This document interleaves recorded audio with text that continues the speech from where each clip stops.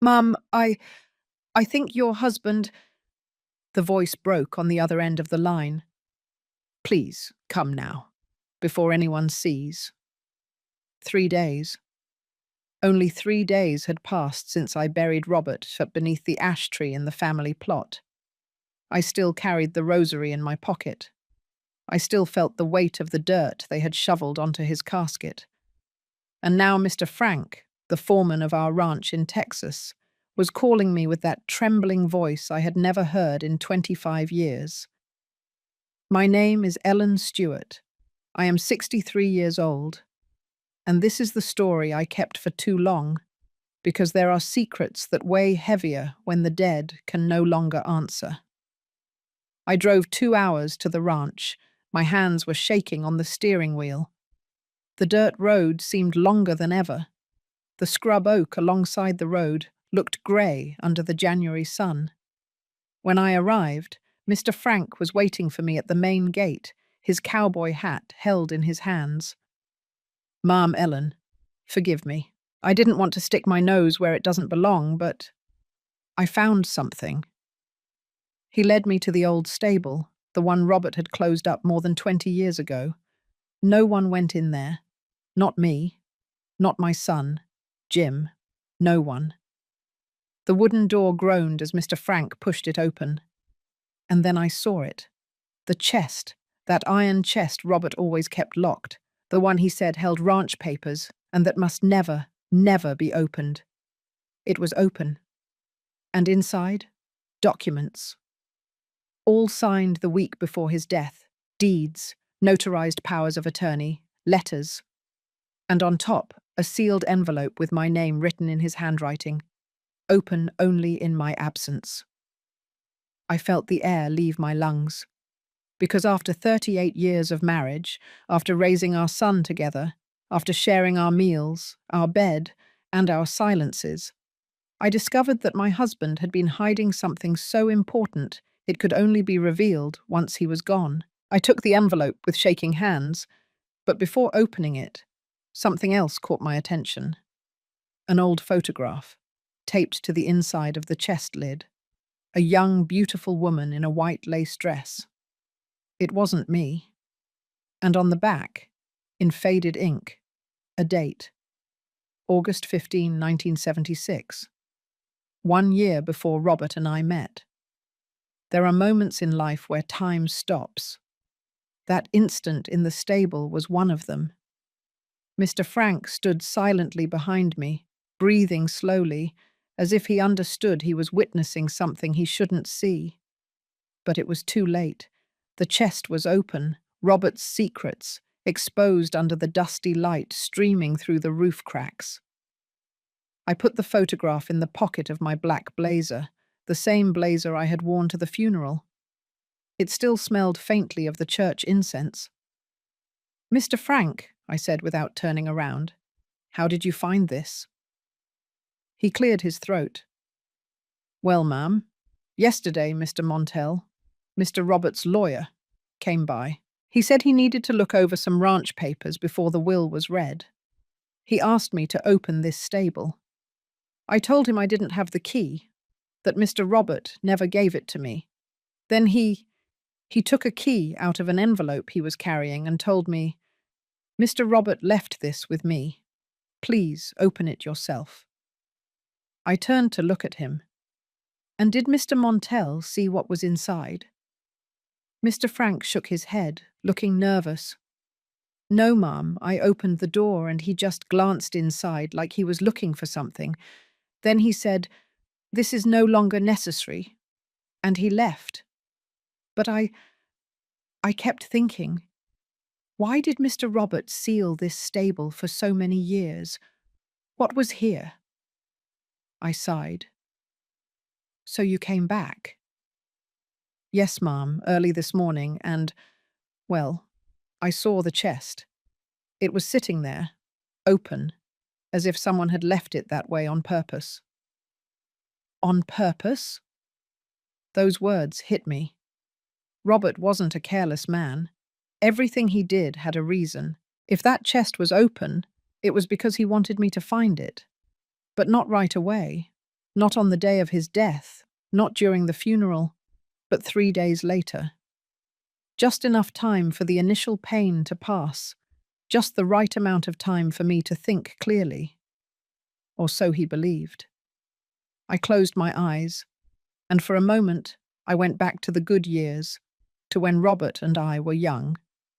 We met in 1977 at the State Fair in Nashville, Tennessee. I was 23 years old and working at my Aunt Rose's textile shop. He walked in one October afternoon, tall, distinguished, with that neat moustache that was in style then and a smile that lit up the whole place. "Do you sell good quality denim?" he asked me. "Yes," I replied shyly, "but the best pieces were bought this morning." "Then I'll wait for more to arrive," he said, and he sat down in a wicker chair next to the counter. And he waited, 3 hours, until my aunt closed the shop and said, laughing, "Young man, no more denim is coming until next week." Robert smiled. "I know, but I needed an excuse to stay." That night he invited me to have barbecue ribs at the market. We talked until dawn. He told me he was an agricultural engineer, that he had just inherited a ranch in Texas, that he dreamed of modernizing American farming while still honoring tradition. "I want my children to grow up knowing where they come from," he told me, "to touch the soil, to know the value of honest work." I fell in love that night, not with his words, but with the light in his eyes when he talked about the future. We got married 6 months later at the First Baptist Church of Nashville. My dress was simple, white cotton with lace from a local seamstress. Robert cried when he saw me walking toward the altar. "You are the most beautiful woman I have ever seen in my life," he whispered as Pastor Anselm blessed us, and I believed him. For years, I believed everything. We moved to the ranch in Texas, a beautiful property, surrounded by rolling hills, with fields of corn and an apple orchard that produced huge sweet fruit every fall. The main house was made of clapboard and brick, with a central patio full of purple wisteria. There was a stone fountain in the center, and in the afternoons I would sit there and knit while listening to the birds sing. Robert worked from sunup. He supervised the planting, fixed the fences, talked to the hands. He was a fair boss, respected, well-liked, and at night he came home tired but happy. We always ate dinner together: chicken noodle soup, baked potatoes, pot roast when there was a celebration. Afterward, we sat on the porch and watched the stars, holding hands, in silence. We didn't need words, or so I thought. 2 years after we married, Jim was born, a beautiful boy, with big eyes and an easy laugh. Robert carried him in his arms and walked him all over the ranch, teaching him the names of the trees, the cycle of the harvests, the sound of the wind before the rain. "This boy is going to be a good man," Robert would say proudly. "He's going to take care of this land when I'm gone." They were happy, quiet years, full of coffee in the mornings, fresh biscuits, Jim's laughter running through the rows, orange sunsets. But now, standing in front of that open chest, with the photograph of an unknown woman in my pocket, I realized something awful. Maybe that happiness was never complete. Maybe Robert was always hiding something, and I, too busy loving him, never stopped to ask. "Ma'am Ellen?" Mr. Frank's voice pulled me out of my thoughts. "Do you want me to leave, or do you need help with something?" I looked at him. He was an elderly man, nearly 70, who had worked on the ranch since before I arrived. He knew Robert better than anyone. "Mr. Frank," I asked slowly, "did you know Robert kept this chest here?" He lowered his gaze. "Yes, ma'am." My heart skipped a beat. "And you never told me anything?" "Mr. Robert asked me not to. He told me, 'Frank, this is something I need to resolve myself. I don't want Ellen to worry.' And I obeyed. I thought it was something about the ranch, Old papers, maybe debts. And the photograph? I insisted. Did you see it? Mr. Frank swallowed. No, ma'am. I never opened the chest. I swear that on my mother's grave. I believed him, because Mr. Frank was one of those men who don't lie, who keep secrets because they are asked to, but never out of malice. All right, I said, calmer. You can go. And please, don't tell anyone what you saw here. Not a word, ma'am. Not one. He left slowly, closing the door carefully. And I was left alone, with the sealed envelope in one hand, and 38 years of memories that suddenly I didn't know if they were real anymore. Sometimes we trust too much in those we love. We believe we know everything, that there are no secrets. But life always finds ways to show us that we never fully know anyone. Have you also been disappointed by someone you loved? Someone you thought you knew who turned out to be a stranger? Tell me your story in the comments. I want to read it. Because sometimes sharing the pain makes it lighter. I stayed alone in that stable for almost an hour. I couldn't move. I couldn't think clearly. The sealed envelope was still in my hand, intact. I didn't have the courage to open it yet, because a part of me knew that as soon as I broke that seal, my life would change forever. There are truths that cannot be unlearned. Once you know them, there is no turning back. I sat down on an old wooden bench propped against the wall. Dust rose when I settled in. It smelled of old hay, of time standing still. I took the photograph out of my blazer pocket and looked at it more closely. The woman was young, 20-something maybe. She had long, dark hair, gathered in an elegant updo with white flowers.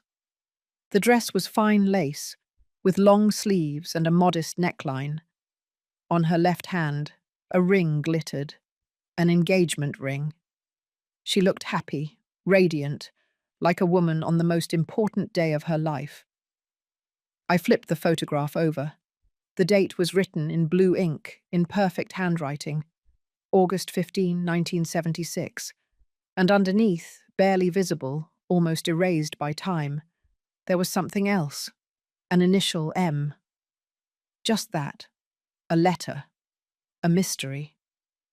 I took a deep breath, and finally I dared to open the envelope. My hands trembled so much I almost ripped the paper. Inside were several carefully folded sheets, Robert's handwriting, that slanted, firm hand that I knew so well. The letter was dated 1 week before his death. I began to read. Ellen, if you are reading this, it means I am no longer with you. It means my time ran out before I could tell you the truth in person. Forgive me. For 38 years, I was your husband, Jim's father, the man who promised to love and protect you until my last day. And I did, Ellen. I loved you with everything I had. But I was never completely honest with you. There is something I kept hidden from before I even met you. Something I couldn't tell you without destroying everything we built together.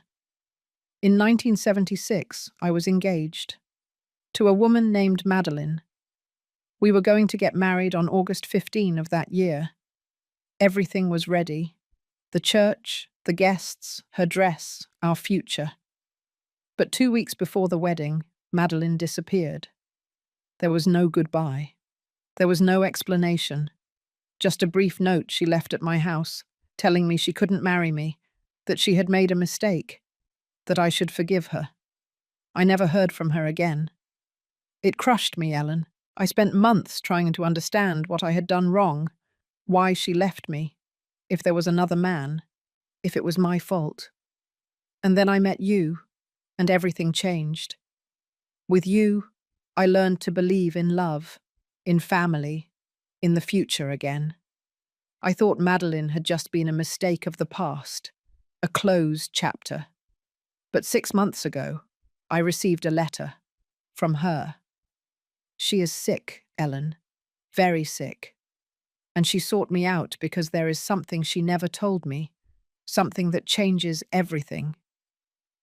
The first page ended there. My hands were shaking so hard I almost dropped the paper. I felt like I couldn't get air into my lungs. Robert, he was engaged before me. That, in itself, wasn't terrible. Many men have relationships before getting married. But what hurt me wasn't that. It was that he never told me. 38 years together, thousands of conversations, whole nights talking about our lives, our dreams, our fears. And he never mentioned Madeline. Why? What was so awful about that story that he had to hide it from me for almost 4 decades? I kept reading. The second page. Ellen, I know this must hurt you. I know you're asking yourself why I never told you. And the truth is, I was afraid. Afraid you would think I never truly loved you. Afraid you would see Madeline as a shadow between us. Afraid of ruining the one good thing that ever happened to me. But now, after receiving her letter, I know I can't leave this world without you knowing the truth. Madeline wrote to me from a hospital in Chicago. She told me she has terminal cancer, that the doctors gave her less than a year to live, and that before she dies, she needed to tell me something she kept secret all these years. Ellen, when Madeline left me in 1976, she was pregnant with my child, and she never told me. The letter fell from my hands. No. This couldn't be happening. I felt the floor moving beneath me, the stable walls closing in, the air becoming thick, unbreathable. Robert had a son, before Jim, and he never knew. Or if he did know. I picked up the letter with trembling hands and kept reading, even though every word was like a knife in my chest. Madeline told me she ran away because she was afraid. Her family was very conservative. Her father was a violent man. When he found out she was pregnant out of wedlock, he threatened to throw her out of the house, to disinherit her. So she made a decision. She left for Chicago, alone. She had the baby there, and gave him up for adoption. A boy, Ellen. I had a son, and I never knew about him. Madeline wrote to me because, before she dies, she wants to find him. She wants to know what became of him. And she asked for my help. I wanted to tell you. Every night, for these 6 months, I was on the verge of telling you, but I couldn't find the words. I didn't know how to explain that there was a part of my life I had hidden from you. So I made a decision. I hired a private investigator. I asked him to look for that boy, who must be a man of almost 48 years now. And he found him, Ellen. He found him. But when I was about to tell you everything, the doctors told me my heart was failing, that I didn't have much time left. And I knew I wouldn't have the chance to explain this to you face to face. That's why I left this letter. Because I need you to know the truth. And because I need you to make a decision for me. The name of that man is in the documents you will find in the chest. His address, his history, everything the investigator could gather. Ellen, I know this is a lot. I know you may hate me for hiding this from you. And I understand. But I ask you, for everything we shared together, for everything we loved, that you look for him, that you tell him who his father was, that you give him what I could never give him, the truth. Yours always, Robert. I let the letter drop to the floor, and for the first time since I buried my husband, I cried. I cried like I hadn't cried at the funeral, like I hadn't cried when they closed the casket, like I hadn't cried when they lowered his body into the ground. I cried because the man I thought I knew for 38 years had just become a stranger. I cried because the life I thought we had built together was founded on a silence. And I cried because suddenly I realized something worse. If Robert had a son before Jim, that meant Jim had a brother he never knew, a brother who maybe didn't even know Robert existed. I wiped my tears with the sleeve of my blazer and took a deep breath. I looked at the open chest. Inside, besides the letter, there was a manila folder with a name written on the cover. Private Investigation, Case R. Stewart. I took it out. I opened it. And there, on the first page, was the photograph of a man about 47 years old, dark hair with some grey, deep-set eyes, a shy smile. He looked like Robert. My God. He looked so much like Robert it was impossible to deny it. Below the photo, his name, Henry Miller, place of residence, Chicago, Illinois. Occupation, middle school teacher, marital status, divorced, no children. I closed my eyes, and in that moment, I knew my life had just been split in two, the life before I opened the chest, and the life after. Because now I had to make an impossible decision. Should I tell Jim he had a brother? Should I look for that man, Henry, and tell him the truth? Or should I keep the secret, as Robert did for almost 50 years, and let everything remain buried with him? I left the stable when it was getting dark. The sky had turned violet. The hills around Texas looked black against the horizon. Mr. Frank was already gone. The ranch was silent. I walked to my car, put the folder and the letter in my purse, and drove back to New York City. The whole drive, I couldn't stop thinking about one thing. Robert asked me to give that man the truth, but at what cost? Because telling Henry that his father died without knowing him was cruel. Telling Jim he had a secret brother could destroy the image he had of his father. And telling myself, out loud, meant accepting that the man I loved never fully trusted me. When I got home, it was already midnight. The living room was dark. Jim had come to stay with me during the funeral, but he had already returned to Denver, where he lived with his wife and their 2 daughters. I sat down on the sofa, with the folder in my hands, and there, in the silence of my empty house, I made a decision. I was going to look for Henry, not because Robert asked me to, but because that man had a right to know where he came from, who his father was, why his mother gave him up for adoption, even if it meant opening a wound that had been closed for almost 50 years. For the next 3 days, I did nothing, absolutely nothing.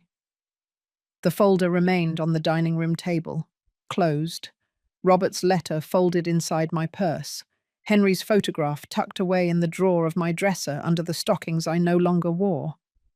I couldn't look at it. I couldn't read it again, because every time I did, I felt something inside me break a little more. I got up every morning trying to go on with my life. I made coffee, watered the patio plants, tied up the wisteria that had come loose in the wind, made the beds, washed the dishes. All those small things one does to pretend everything is fine. But inside, I was destroyed, because every corner of that house reminded me of Robert. The armchair where he sat to read the paper on Sundays, the blue ceramic mug he used for his coffee, the closet where his plaid shirts still hung, smelling of his lavender cologne. And now, every one of those memories came with a question. When was he planning to tell me the truth? Was he ever close to telling me? Or did he always plan to take the secret to the grave? On the 4th day, Jim called me. "Mom, how are you?" His voice sounded worried, loving, as always. "Fine, honey," I lied. "Just taking it slow, you know. Have you been eating well? Do you need me to come? I can ask for a few days off work and—" "No, Jim. I'm fine, really. Don't worry about me." There was a silence. "Mum, I know this is hard. Losing Dad is something I never imagined would happen so soon, but you're alone, and that worries me." A lump formed in my throat. I'm not alone, son. I have you and your girls and Sarah. Sarah was his wife, a good woman, hard-working, who always treated me with kindness. I know, Mum, but still, if you need to talk, if you need anything at all, call me any time. I will, honey, I promise. I hung up the phone and stared at the screen for several minutes. Jim, my son, the man Robert and I raised together, the one who was born in this house, the one who learned to walk in the backyard, the one who cried the day we dropped him off at college. How was I going to tell him his father had another son? How was I going to explain that, before he was born, there was someone else? I couldn't. I simply couldn't. So I decided to keep quiet, at least for now. That night, I opened the folder again. I couldn't help it. Henry's photograph stared at me from the first page. Those dark eyes, that shy smile that so resembled Robert's. I read his complete information. Henry Miller, date of birth, May the 3rd, 1977. Place of birth, Chicago, Illinois. Adopted at 3 days old by the Miller family. Adoptive father, Paul Miller, deceased in 2005. Adoptive mother, Mary Miller, deceased in 2019. Education, Bachelor of Arts in History from the University of Illinois. Current occupation, middle school teacher at Federal Middle School, number 12, Chicago. Marital status, divorced since 2018. No children. Current address, Liberty Street, 456, American Neighborhood, Chicago, Illinois. There were a few more photographs, images the investigator must have taken without Henry knowing. In one, he was leaving school with a backpack over his shoulder and a thermos in his hand. He looked tired but smiling. In another, he was sitting in a cafe, reading a book. He wore reading glasses, just like Robert. And in yet another, he was standing in front of a bookstore, looking at the display windows with his hands in his pockets. He was a quiet man, lonely perhaps, but there was something in his face that made me feel a deep sadness. He looked incomplete, as if something were missing, as if his whole life he had been searching for something he never found. I closed the folder and took a deep breath. And then, without thinking too much, I picked up my cell phone and dialed the number that was in the report. Henry's number. It rang once, twice, 3 times. I was about to hang up when I heard his voice. Hello? I froze. His voice was deep, calm, kind, like Robert's. Hello? He repeated. Is anyone there? I hung up. I couldn't do it. I couldn't just call him and say, Hi, I'm the widow of your father, a father you never knew. Can we talk? How do you say something like that to a stranger? I didn't sleep that night. I stayed awake, sitting in bed, staring at the ceiling, thinking about everything that had happened, everything that was yet to happen. And at some point in the early hours of the morning, I made another decision. If I was going to do this, if I was going to look for Henry and tell him the truth, I couldn't do it alone. I needed help. But not from Jim. Not yet. I needed someone who could understand the situation without judging me.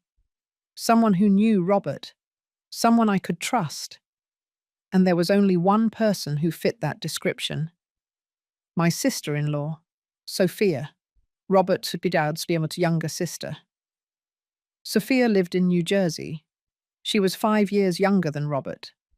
An independent woman, direct, who didn't mince words. When Robert and I got married, she was the only one in his family who welcomed me with open arms. The rest, well, let's just say they weren't thrilled that Robert was marrying a woman with no background like me. But Sophia was always different. If my brother chose you, she told me on our wedding day, it's because he saw something in you that no one else has. And I trust him. We became friends, close, confidants. But after Robert died, Sophia couldn't come to the funeral. She was out of the country, visiting her daughter in London. She called me, devastated, begging for forgiveness for not being there. "I promise you, as soon as I get back, I'll see you," she said. "I won't leave you alone, Ellen." And she kept her word. 3 days after I opened the chest, Sophia knocked on my door. I saw her through the peephole and felt enormous relief. I opened the door, and before I could say anything, she hugged me. "Ellen, my Ellen," I cried in her arms like I hadn't cried since I read Robert's letter. We stood there, in the doorway, embracing, crying together. When we finally separated, Sophia looked me in the eyes. "You're too thin," she said worriedly. "Have you been eating properly?" "More or less." "That means no. Come on, let's make some coffee, and you're going to tell me everything." We went into the kitchen. Sophia put water on to boil and got the coffee out of the cupboard as if it were her own house. She had always been like that, practical, efficient, no beating around the bush. We sat down at the dining room table, and I didn't know where to start. "Sophia," I said slowly, "there's something I need to tell you, something I found out a few days ago." She looked at me with that direct gaze she had, that look that didn't allow for lies. "Something about Robert."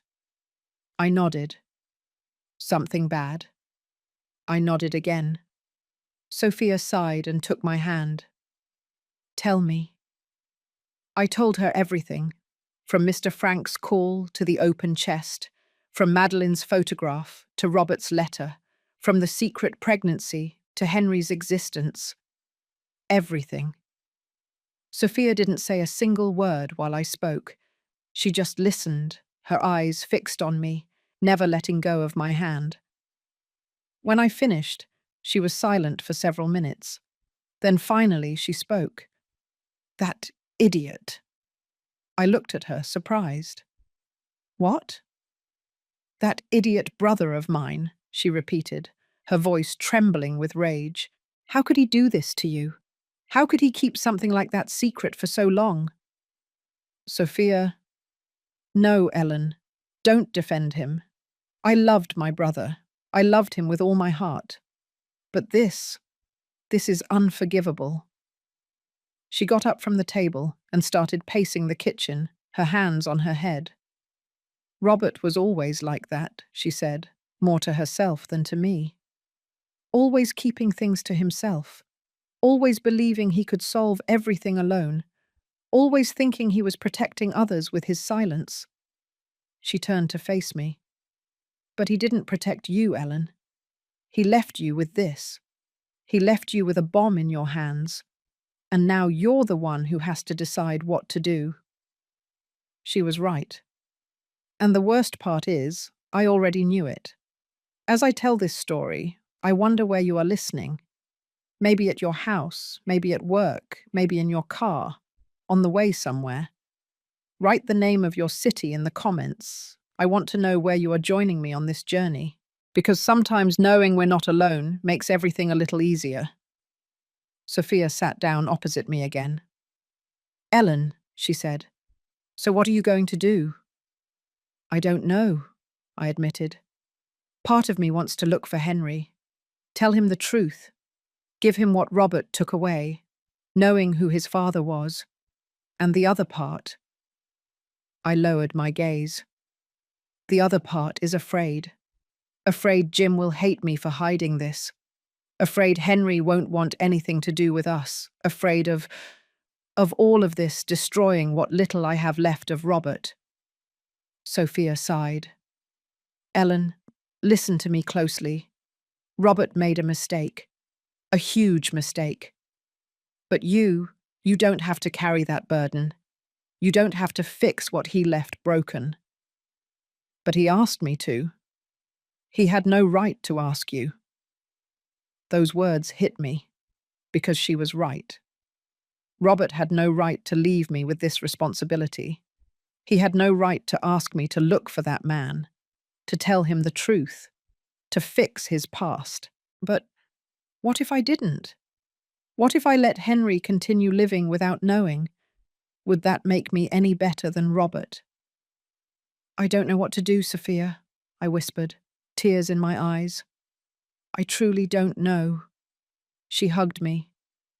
It's okay not to know, Ellen. It's okay to feel lost. But there is one thing I do know. What? Whatever you decide, I'll be with you. You won't go through this alone.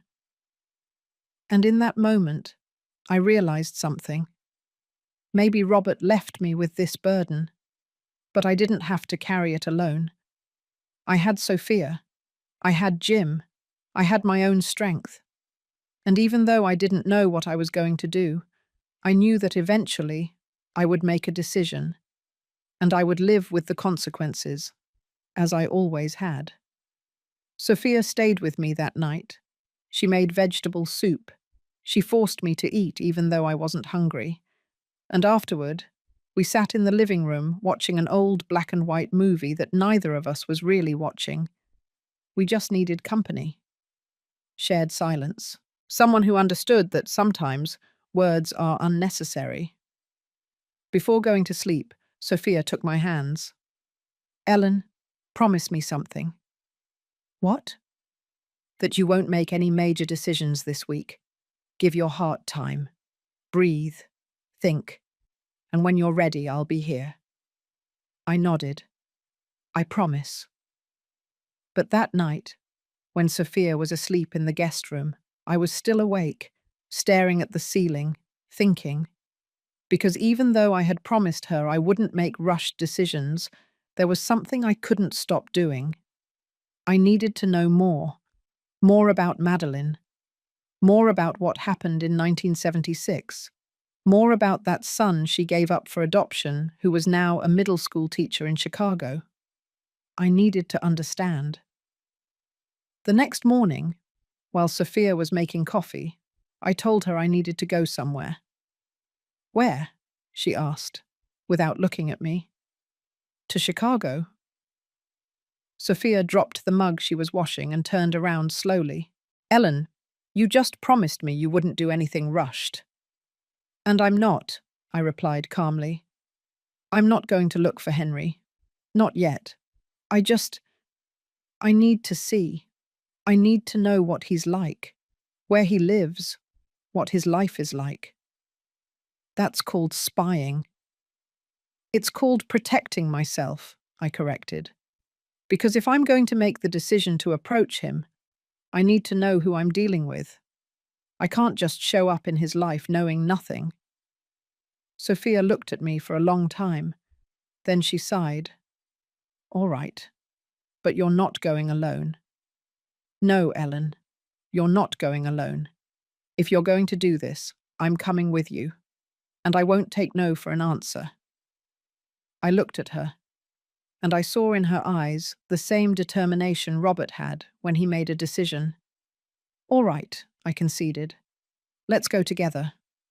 3 days later, Sophia and I were on a train heading to Chicago. We decided not to fly. We didn't want to leave a trail. We didn't want anyone to know where we were going or why. The trip lasted almost 7 hours. 7 hours of tracks, of slowly changing landscapes, of small towns passing by the window like blurry memories. Sophia tried to distract me with conversation. She told me about her daughter in London, her grandchildren, her plans to remodel her house in New Jersey. But I barely listened. Because every mile that brought us closer to Chicago also brought me closer to a truth I didn't know if I wanted to face. We arrived at noon. We checked into a small hotel downtown. Nothing fancy, just a discreet place to spend the night. After leaving our suitcases, Sophia took out the folder I had brought. All right, she said, reading the address. Liberty Street, 456, American Neighborhood. What do you want to do? Go straight there? No, I replied. First, I want to see the school where he works. I want to... See him from a distance. Sophia nodded. All right, let's go.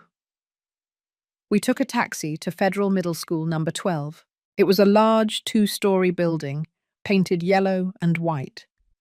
There were kids leaving the classrooms, running down the hallways, laughing, shouting. The normal hustle of a school. We stood on the opposite side of the street, in the shadow of a maple tree. What time did you say he gets out? Sophia asked. The report says he usually leaves at 2 o'clock in the afternoon. It was 1:40. We wait.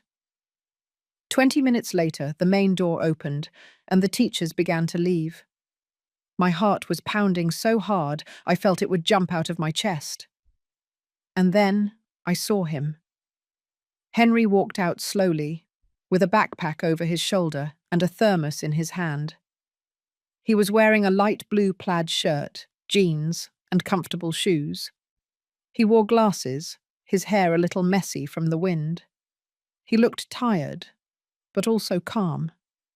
He stopped on the sidewalk, took his cell phone out of his pocket, and checked something.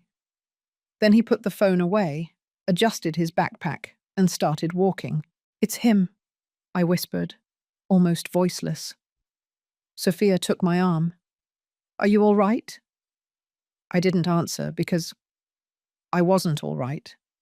Because seeing that man was like seeing a ghost of Robert.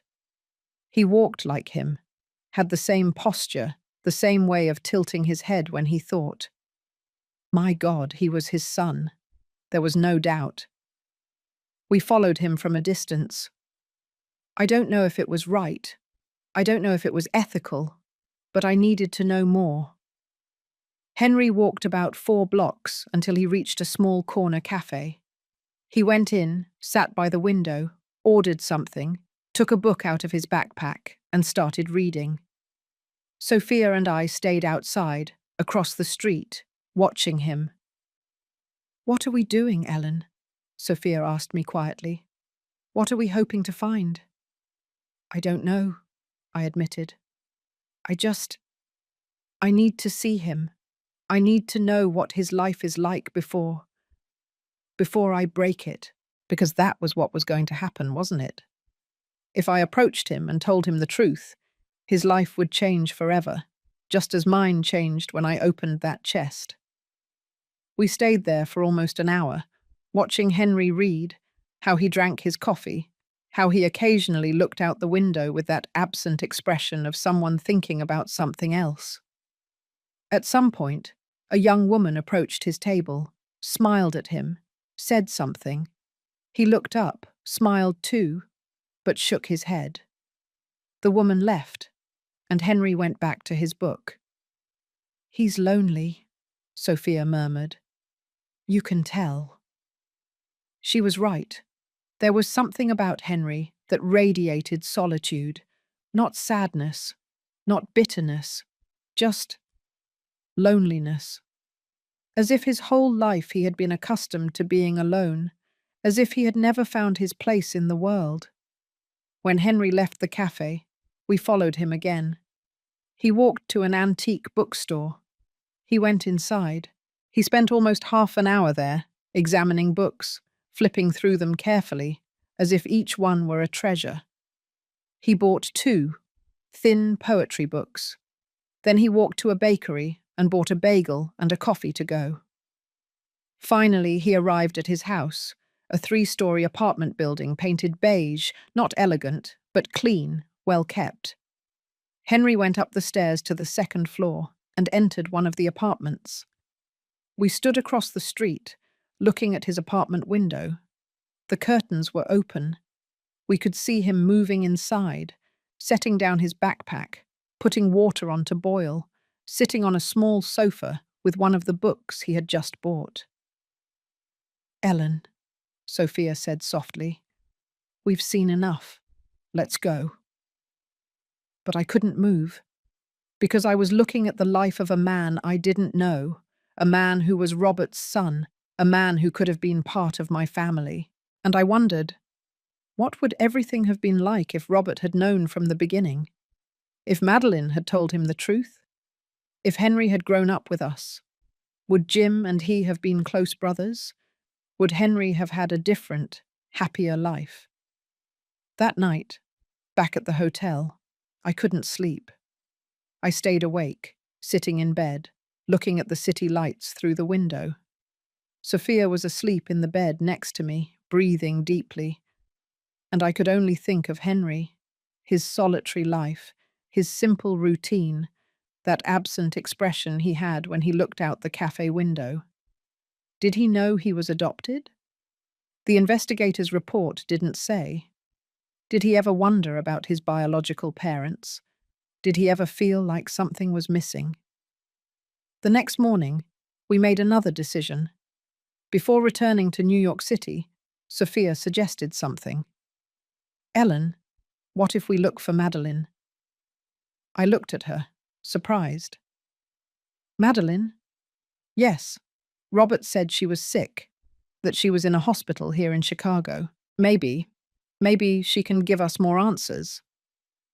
I thought about it, and while a part of me didn't want to face her, another part knew Sophia was right. I needed to hear Madeline's side of the story. I needed to know why she ran away, why she never told Robert the truth, why she gave her son up for adoption, because only then could I fully understand what had happened. I called the private investigator Robert had hired. I explained who I was and asked for information about Madeline. "Mrs. Stewart," he said with a serious voice, "I understand this is difficult for you, but I must warn you about something. Mrs. Madeline is very ill. When Mr. Robert hired me, she was undergoing treatment. But according to my last report, she entered hospice care 2 weeks ago." My heart sank. What does that mean? "It means the doctors can't do any more for her. She has weeks, maybe days." I closed my eyes. Madeline was dying, and if I didn't look for her now, I would never have the chance to speak with her. "What hospital is she in?" I asked. "Chicago General Hospital, Oncology Ward, room 312. I wrote down the information. "Thank you." "Mrs. Stewart, one last thing." "Yes?" She knows Mr. Robert passed away. I informed her a week ago when you contacted me. I don't know how she reacted because I couldn't see her personally, but the hospital staff told me she hasn't had any visitors since then." I swallowed. "I understand. Thank you." I hung up. Sophia looked at me. "What did he tell you?" "That Madeline is in hospice care, that she has days left, and that she already knows Robert died." Sophia exhaled deeply. "Do you want to go see her?" I nodded. "Yes, but I'm scared." "Of what?" "Of what I'll feel when I see her." Sophia came closer and hugged me. "Ellen, listen to me. You are the strongest woman I know, and whatever you feel when you see her, it's okay. You don't have to pretend. You don't have to be brave. Just be yourself." I took a deep breath. "All right, let's go." An hour later, we were standing in front of the Chicago General Hospital, a huge white building with windows reflecting the afternoon sun. We went inside. We went up to the 3rd floor. We walked through the corridors of the oncology ward where the smell of disinfectant mixed with something heavier, something I couldn't describe, but that I recognized immediately. The smell of imminent death. We arrived at room 312. The door was slightly ajar. I froze. Sophia took my hand. "Are you ready?" I wasn't, but I nodded anyway, and I pushed the door open. The room was small, simple. A bed, a chair, a window with white curtains letting in the afternoon light. And in the bed, there she was, Madeline. The woman from the photograph no longer existed. In her place was someone unrecognizable, thin, pale, with completely white and sparse hair, sunken eyes, hands like dry branches on the sheets. But when she saw me come in, her eyes opened, and in them I saw something I didn't expect. Recognition.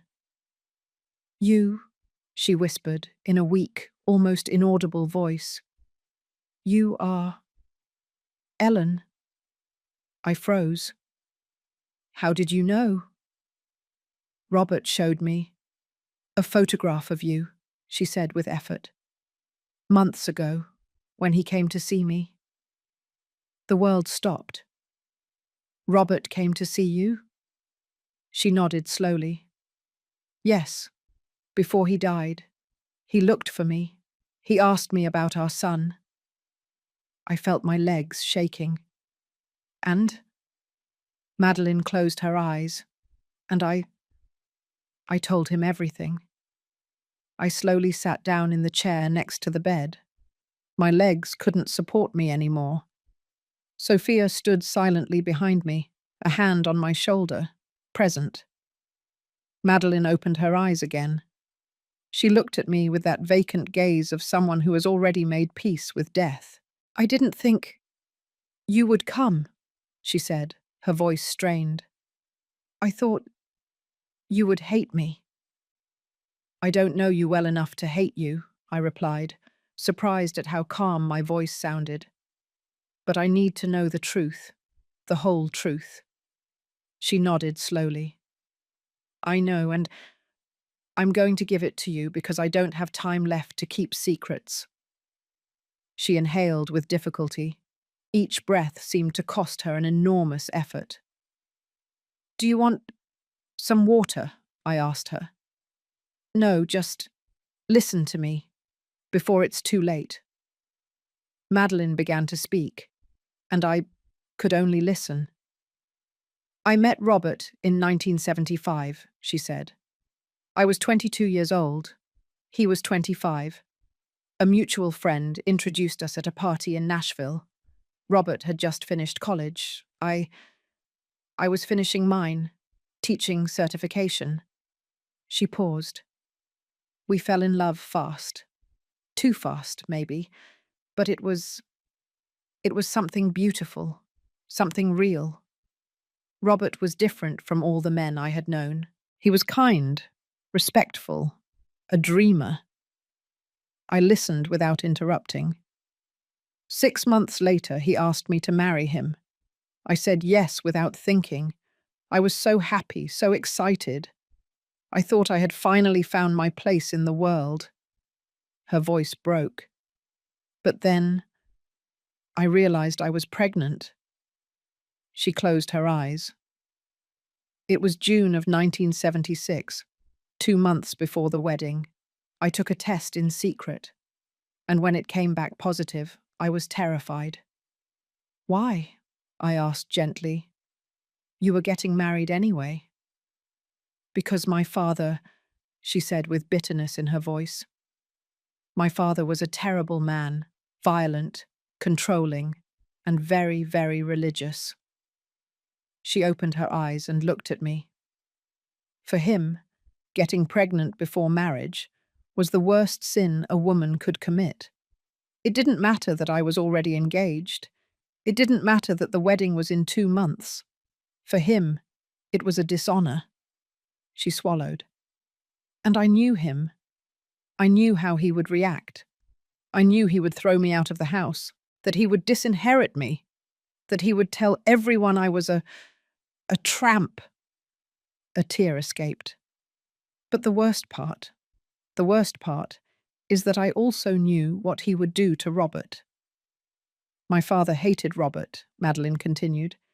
"He said he was a man without ambition, that the Texas ranch was a ruin, that I deserved better.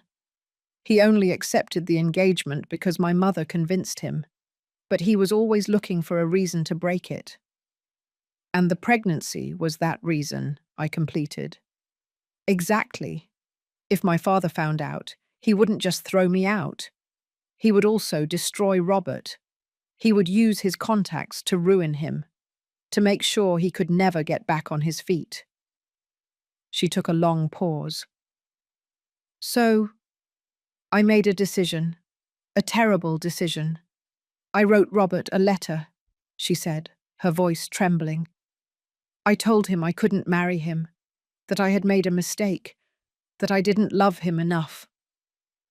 But that was a lie, I whispered. Yes, it was a lie.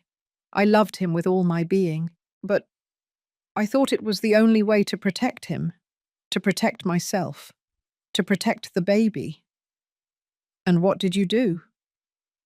I left. That same night, I took a bus to Chicago. I didn't tell anyone where I was going. I just disappeared. She wiped the tears with the back of her hand. I stayed at a distant cousin's house. I told her I had broken up with my fiancé and needed a place to stay. She didn't ask questions. She let me stay. And I spent those months in hiding, waiting. Henry was born on May 3rd, 1977, she continued, in a public hospital. I was alone during the entire delivery. No one was with me. Not my mother, not my friends, not Robert. Her voice broke completely.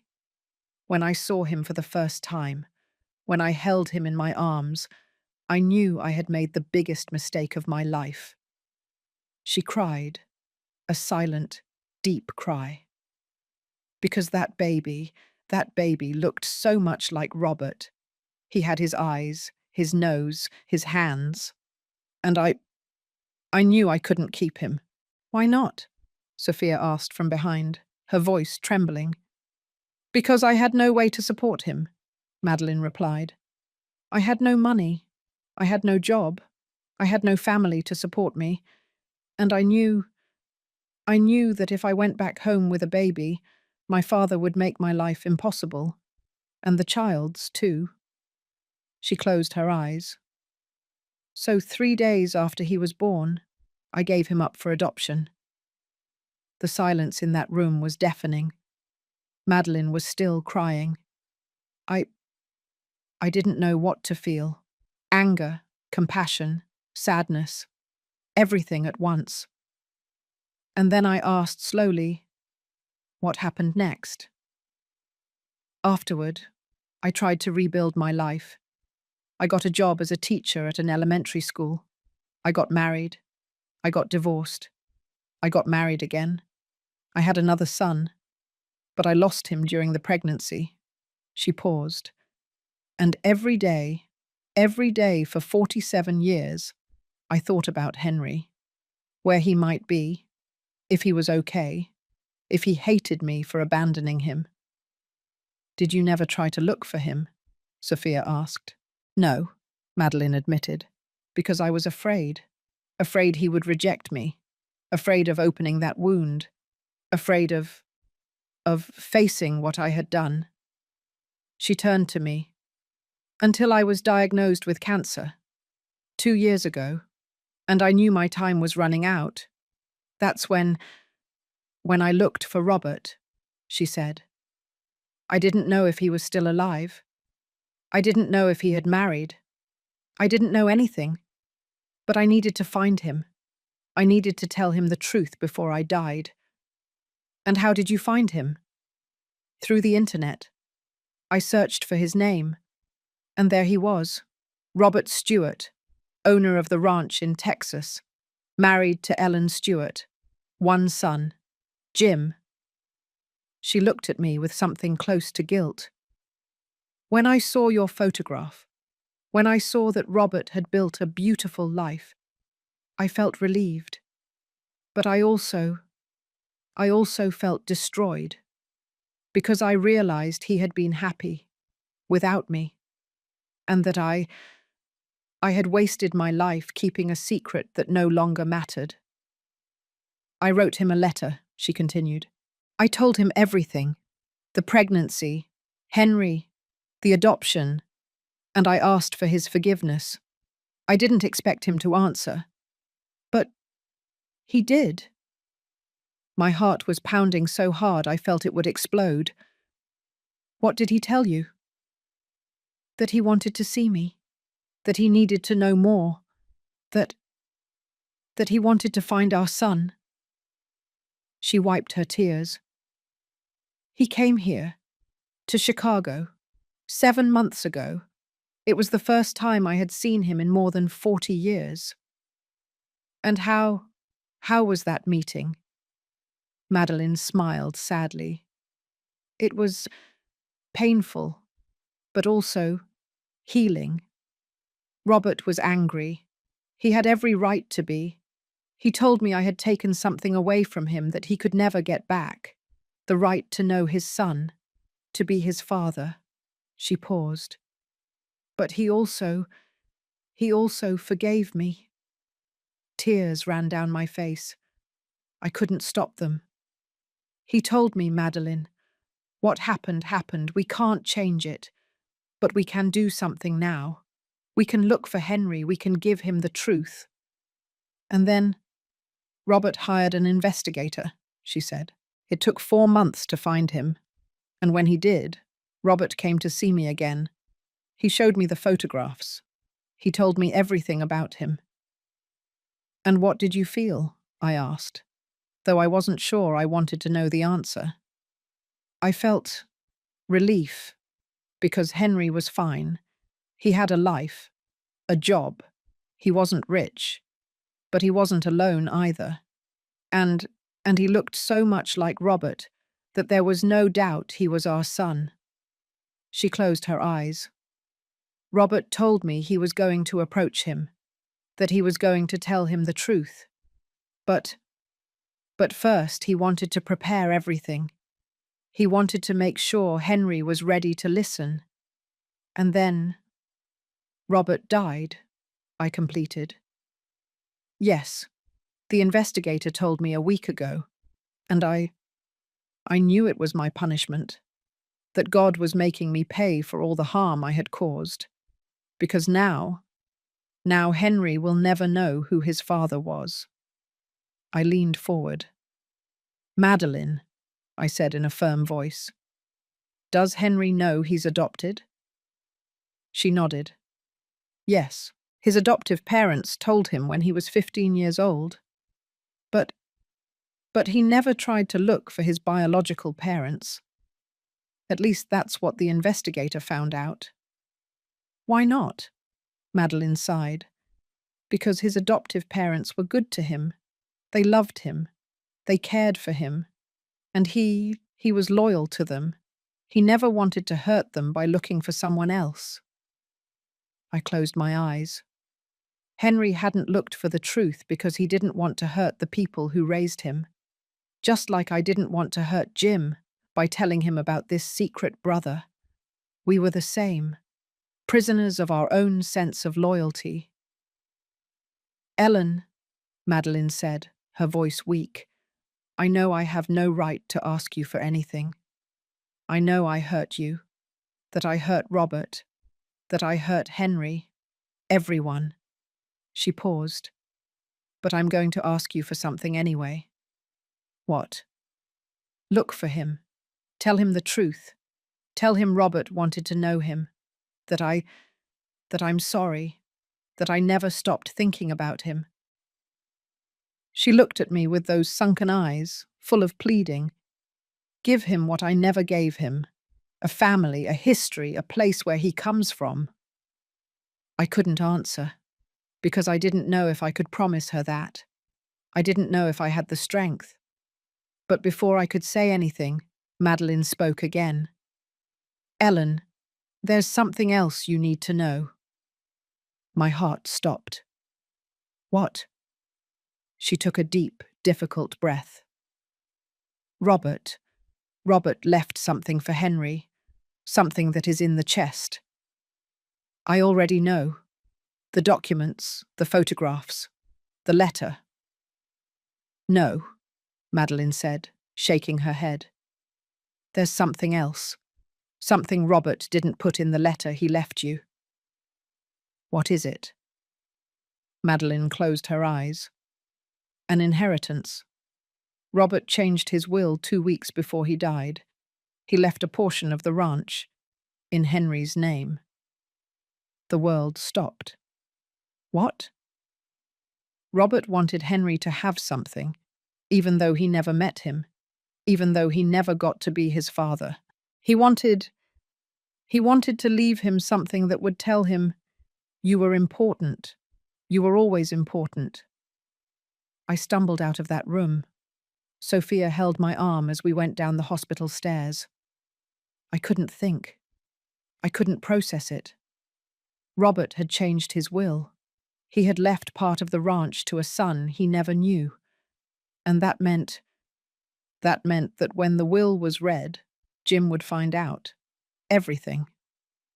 I still wonder if Robert did the right thing, if he should have told me the truth before he died, if he should have left me this responsibility. And you? What would you have done in my place? Would you have told Henry the truth? Or would you have let everything stay buried? Let me know in the comments, because sometimes we need to hear what others would do to find our own way. That night, back at the hotel, Sophia and I didn't talk. We just sat on the bed, side by side, staring at the wall, processing, trying to understand. And finally, Sophia spoke.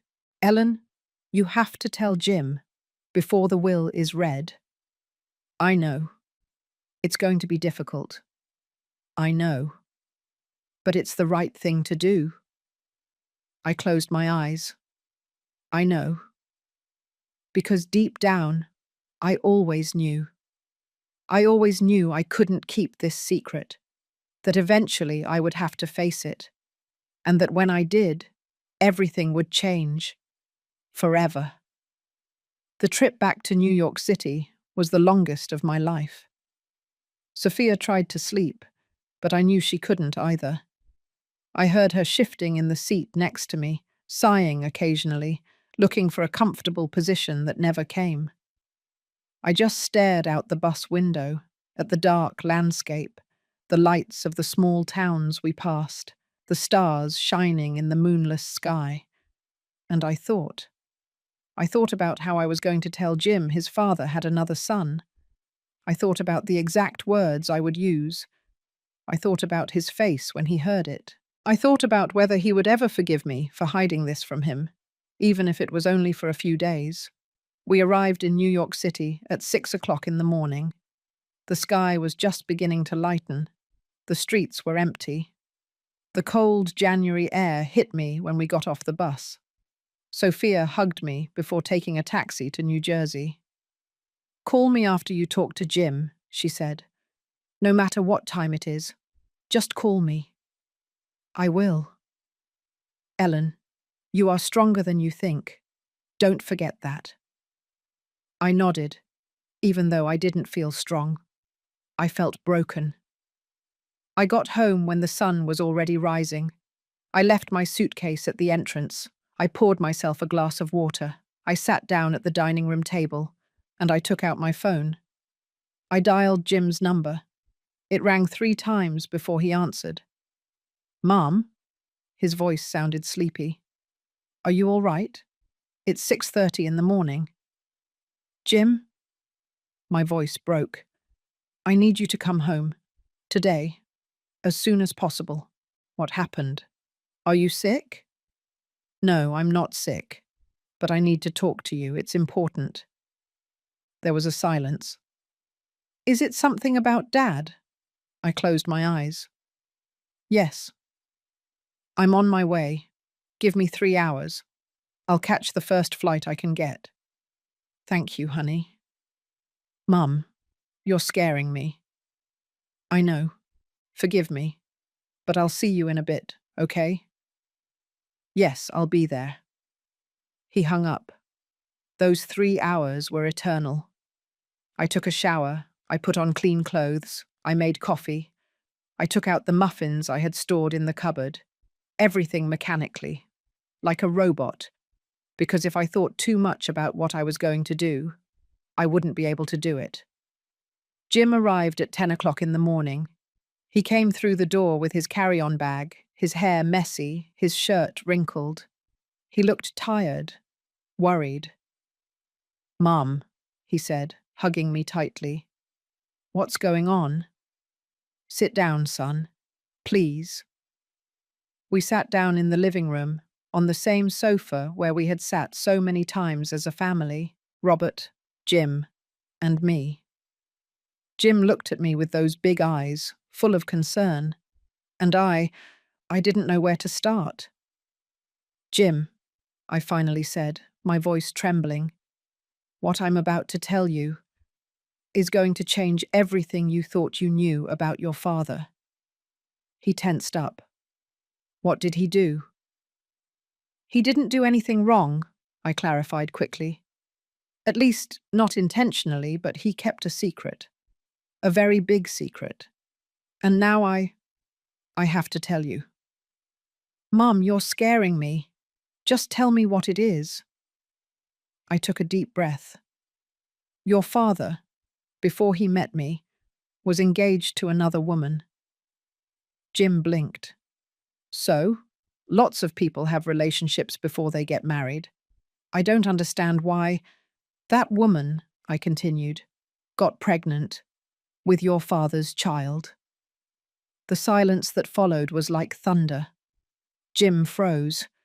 His face went from confusion to shock in a matter of seconds. "What?" "Your father had a son he never knew, because the mother ran away without telling him anything, and she gave the baby up for adoption." Jim stood up from the sofa. "No, no, no, no. This can't be true. Mum, are you telling me I have a brother?" "Yes."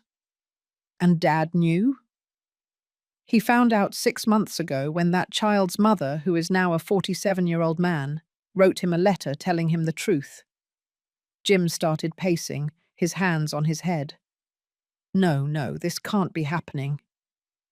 I told him everything, from Mr. Frank's call to the open chest, from Robert's letter to my trip to Chicago, from my meeting with Madeline to the final revelation, the will. When I got to that part, Jim stopped dead in his tracks. "Dad left him part of the ranch?" "Yes." "To a man he never met?" "Yes." "And when were you going to tell me this?" "I'm telling you now. After you already knew. How long have you been keeping this, Mum?" "Days. Weeks. Days. Only days." "Jim, I just found out too." "But you knew and you didn't tell me." His voice broke. "Why, Mum? Why didn't you tell me right away?" I got up and walked toward him. "Because I was afraid, Jim. Afraid of how you were going to react. Afraid you would hate your father. Afraid of losing you." "Losing me?" Jim looked at me with tears in his eyes. "Mum, I would never leave you. But, but I feel like everything I believed in was a lie." "It wasn't a lie." "Yes, it was. Dad lied to us. To you, to me, to everyone. For 38 years he lived with a secret he never told us. And now it turns out I have a brother who doesn't even know I exist." He collapsed onto the sofa, his head in his hands. "What's his name?" "Henry. Henry Miller." "And where is he?" "In Chicago. He's a middle school teacher." Jim looked up. "Did you meet him?" "No, I just saw him. From a distance." "And what's he like?" I hesitated. "He looks a lot like your father." Jim closed his eyes, and he wept. I had never seen him cry like that. Not when he fell off his bike and broke his arm at 8 years old. Not when his high school girlfriend left him. Not even at Robert's funeral. But now he cried like a child. I sat next to him and hugged him. "I'm sorry, honey. I'm so sorry." "It's not your fault, Mom," he said between sobs. But it hurts. It hurts to know that Dad kept this, that he never trusted us enough to tell us. He wanted to protect us. No, he wanted to protect himself, because if he had told us, he would have had to face his past, and he preferred to hide it. We were silent for a long time. Jim dried his tears. He stood up, walked to the window, and looked outside. "When is the will being read?" he finally asked. "In 1 week. Mr. Montell called me yesterday. He said it's urgent because Henry is in the will." "Yes," Jim sighed. "Do you want me to meet Henry?" The question caught me by surprise. "I don't know, son. That's something you have to decide." "But Dad wanted us to meet him, right? That's why he left all of this. That's why he changed the will." "Yes, I think so." Jim turned to me. "Then we have to do it. We have to look for Henry and tell him the truth." "Jim, are you sure?" "No," he admitted. "I'm not sure of anything, but if I don't do it, I'll live the rest of my life wondering what it would have been like. And I've had enough of secrets, Mum. I don't want to carry another one." I felt my chest swell with pride. My son, my beautiful son, braver than me, wiser than his father. "All right," I told him. "Then we'll do it together." That night, Jim stayed overnight at the house. We ate chicken noodle soup in silence. Neither of us had much appetite. Afterward, we sat in the living room watching television without really seeing it. At some point, Jim spoke. "Mum, do you think Dad loved us?" The question broke my heart. "Yes, honey, with all his heart." "Then why did he hide this from us?" "Because human beings are complicated. Because sometimes we do things that don't make sense. Because we love and we hurt at the same time. And because your father wasn't perfect. But he was ours."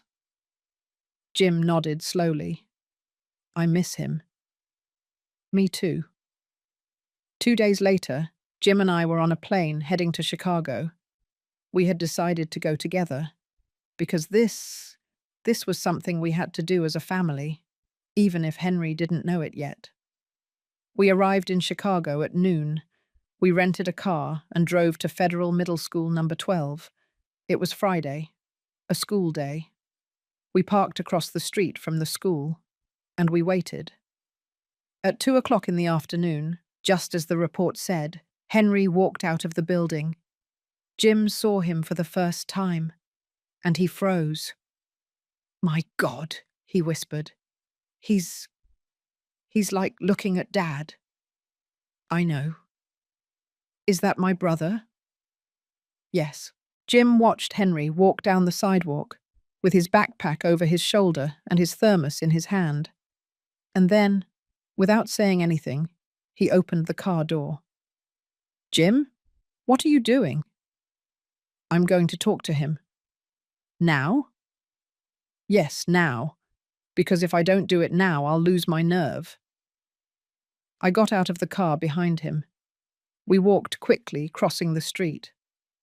Henry was about 20 yards away. "Excuse me," Jim shouted. Henry stopped. He turned around. He looked at us with curiosity. We approached, and when we were in front of him, Jim took a deep breath. "Henry Miller?" Henry blinked. "Yes, do I know you?" Jim looked at me. I nodded, and he looked back at Henry. "My name is Jim Stewart, and I believe you're my brother." Henry's face changed, from curiosity to confusion, from confusion to disbelief. "What?" "Your biological father," I continued, my voice trembling, "was named Robert Stewart, and I was his wife, and this is his son, your brother." Henry looked at us as if we had lost our minds. I don't understand. What are you talking about?" I know this is hard to believe, I said. I know it sounds impossible, but can we talk? Somewhere more private? We have a lot to tell you. Henry was silent for several seconds. Then finally he nodded. All right. Let's go to the coffee shop on the corner. We sat at a table in the back. We ordered coffee, and we told him everything, from the beginning. Henry didn't say a single word while we spoke. He just listened, his eyes fixed on us, his hands trembling around his coffee cup. When we finished, he was silent for what seemed like an eternity. Then finally he spoke. I always knew I was adopted. My parents told me when I was 15 years old, but I never wanted to look for my biological parents because I felt that it would be a betrayal to the people who raised me. He paused. But now you're here, telling me that that my biological father died without knowing me, and that I have a brother, and that there's an inheritance. He looked at us. How am I supposed to feel? Jim spoke before I did. I don't know how you're supposed to feel, he said softly. But if it helps, I feel the same way. Confused, angry, sad, everything at once. Henry looked at him. You didn't know about me either. No, I found out 3 days ago, and I was angry too. At my father, at my mom, at the world. And now, Jim smiled sadly. Now I just want to know you, because you are my brother. And even though we didn't grow up together, even though we didn't share the same life, we share the same blood. And that has to mean something. Henry started to cry, silently, his hands covering his face. I'm sorry, he said between sobs. It's just, my whole life I felt incomplete, like something was missing. And I never knew what it was. He wiped his tears.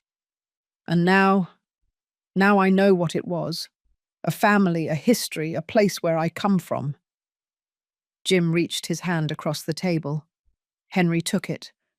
And in that moment, I knew everything was going to be all right. Maybe not now, maybe not soon, but eventually we spent the rest of that afternoon at the coffee shop, talking. Henry told us about his life. His adoptive parents, Paul and Mary, had been humble, hard-working people. Paul was a carpenter, Mary a seamstress. They didn't have much money, but they gave him all the love in the world. They put me through college, Henry said, with a sad smile. They worked double shifts for years so I could study. My dad, Paul, he died when I was 28 years old. A heart attack. He was working construction. And my mum, Mary, she passed away 5 years ago. Cancer. He wiped his tears. I never got to thank them enough. I never got to pay them back for everything they did for me. Jim listened in silence. I did too. That's why I never looked for my biological parents, Henry continued. Because I felt that it would be betraying them, like saying they weren't enough. And they were. They were more than enough.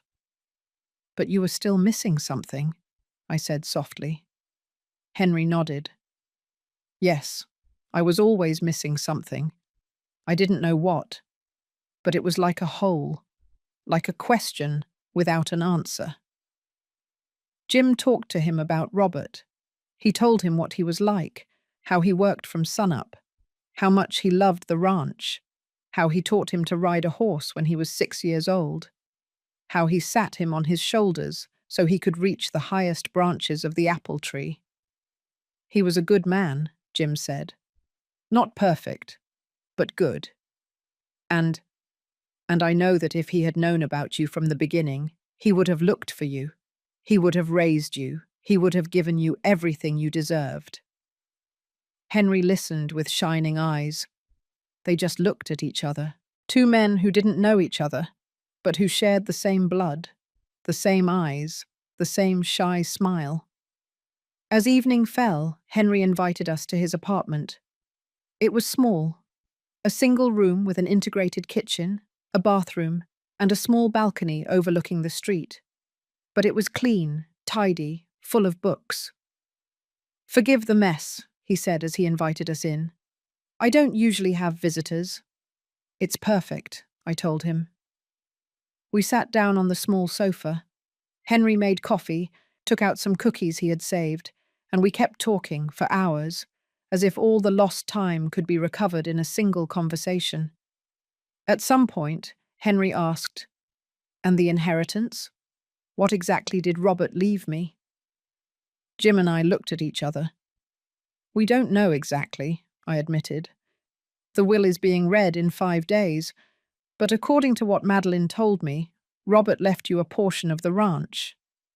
"Of the ranch?" "Yes." Henry was silent. I don't want anything," he finally said. "I didn't come here looking for money or land. I came because you gave me something that money could never buy. A history, a family." Jim smiled. "I know, but that doesn't change the fact that Dad wanted to leave you something, and I think we should respect his wishes." Henry lowered his gaze. "I don't know if I can accept it. It doesn't seem fair. You grew up with him. You worked on the ranch. You earned that right. I'm just a stranger." "No," Jim said firmly. "You're not a stranger. You're my brother." That night, Jim and I stayed at a hotel near Henry's apartment. Before sleeping, my son spoke to me. "Mum?" "Yes?" "Did I do the right thing?" "What do you mean?" "Coming here, looking for Henry, telling him the truth." I moved closer to him and took his hand. "Yes, honey, you did the right thing. Because the truth is always better than a lie, even if it hurts." Jim nodded. "It's weird," he said. "A week ago I was an only child, and now I have an older brother. How does it feel? Scary, but also good. Like a part of me that I didn't know was broken, just healed." I smiled. "Your father would be proud of you." "Really?"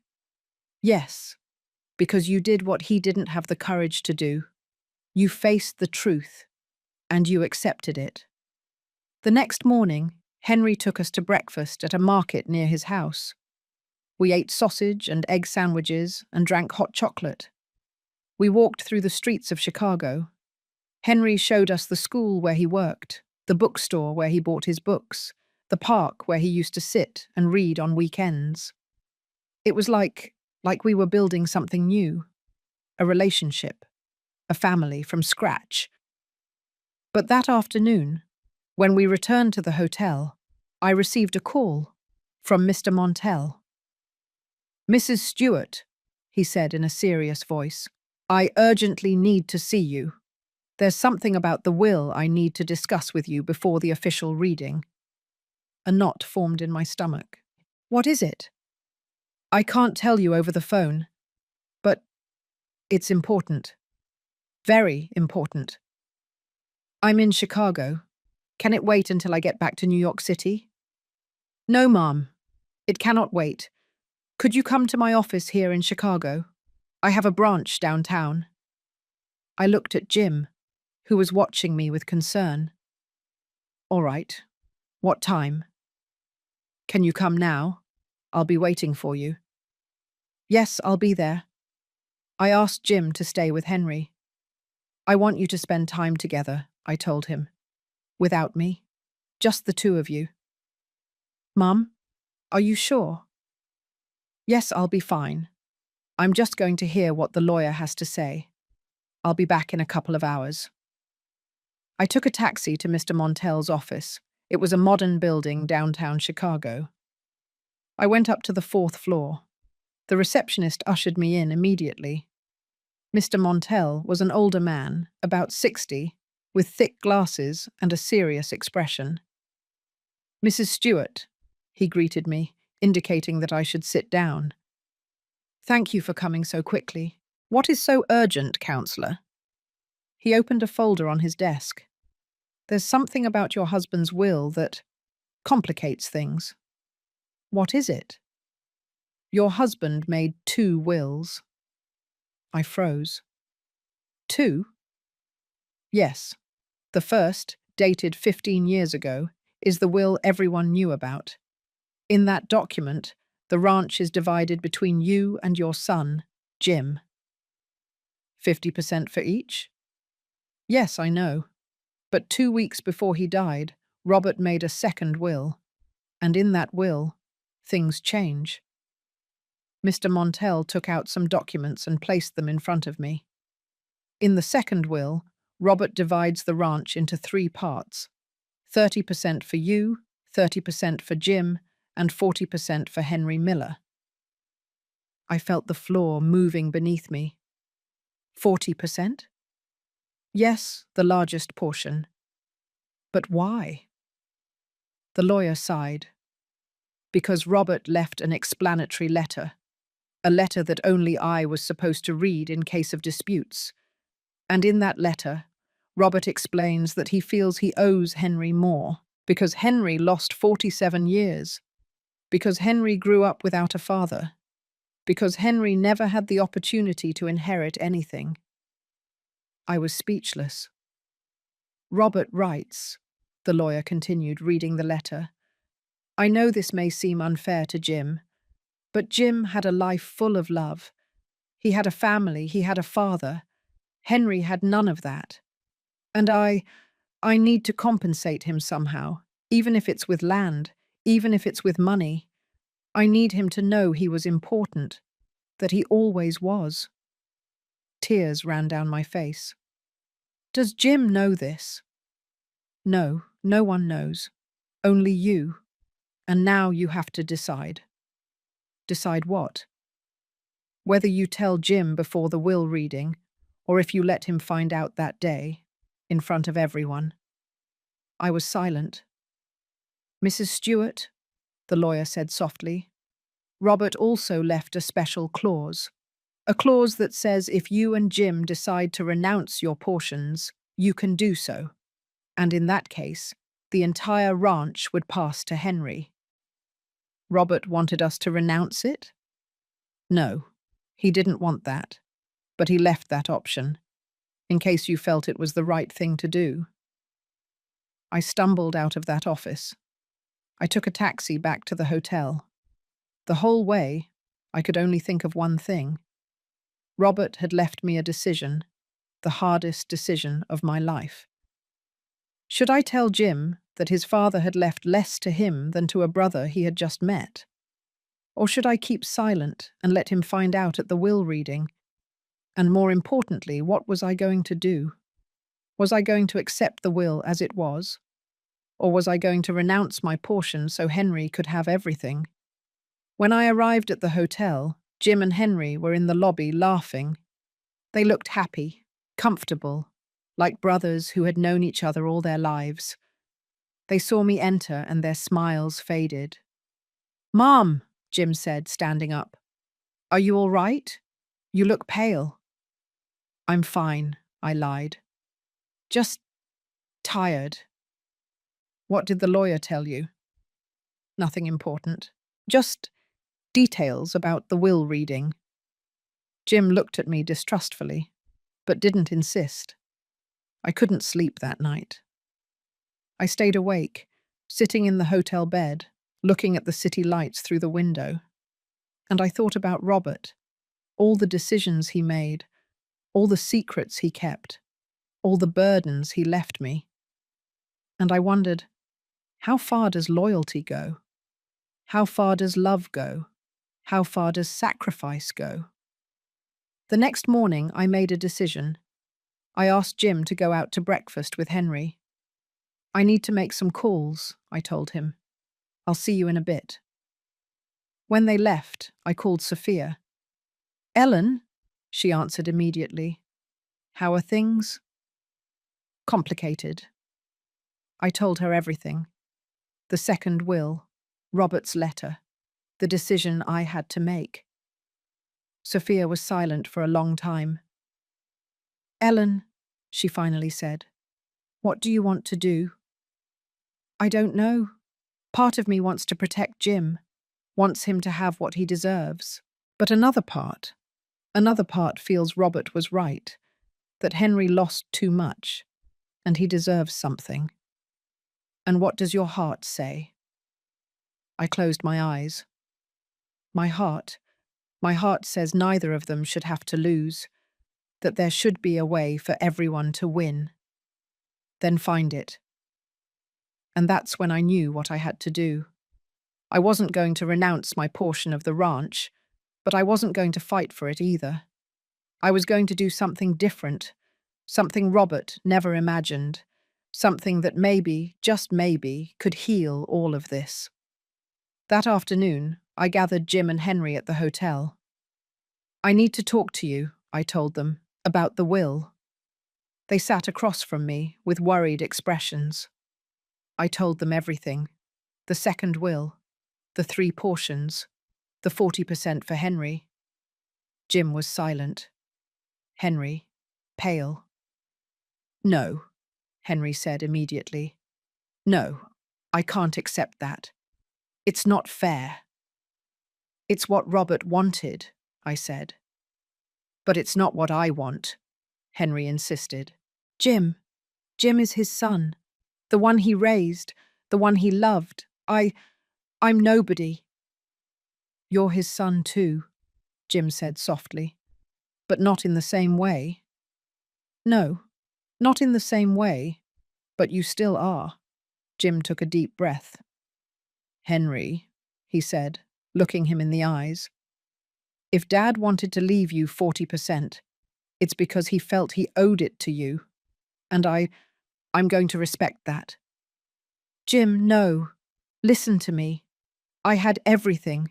I had a father. I had a home. I had love. You didn't have any of that. And even though we're brothers now, even though we're together now, I can't give you back those 47 years. But I can give you this. Henry started to cry. I don't deserve this. Yes, you do. Because you're my brother. And why? Because it's the right thing to do. Then I spoke.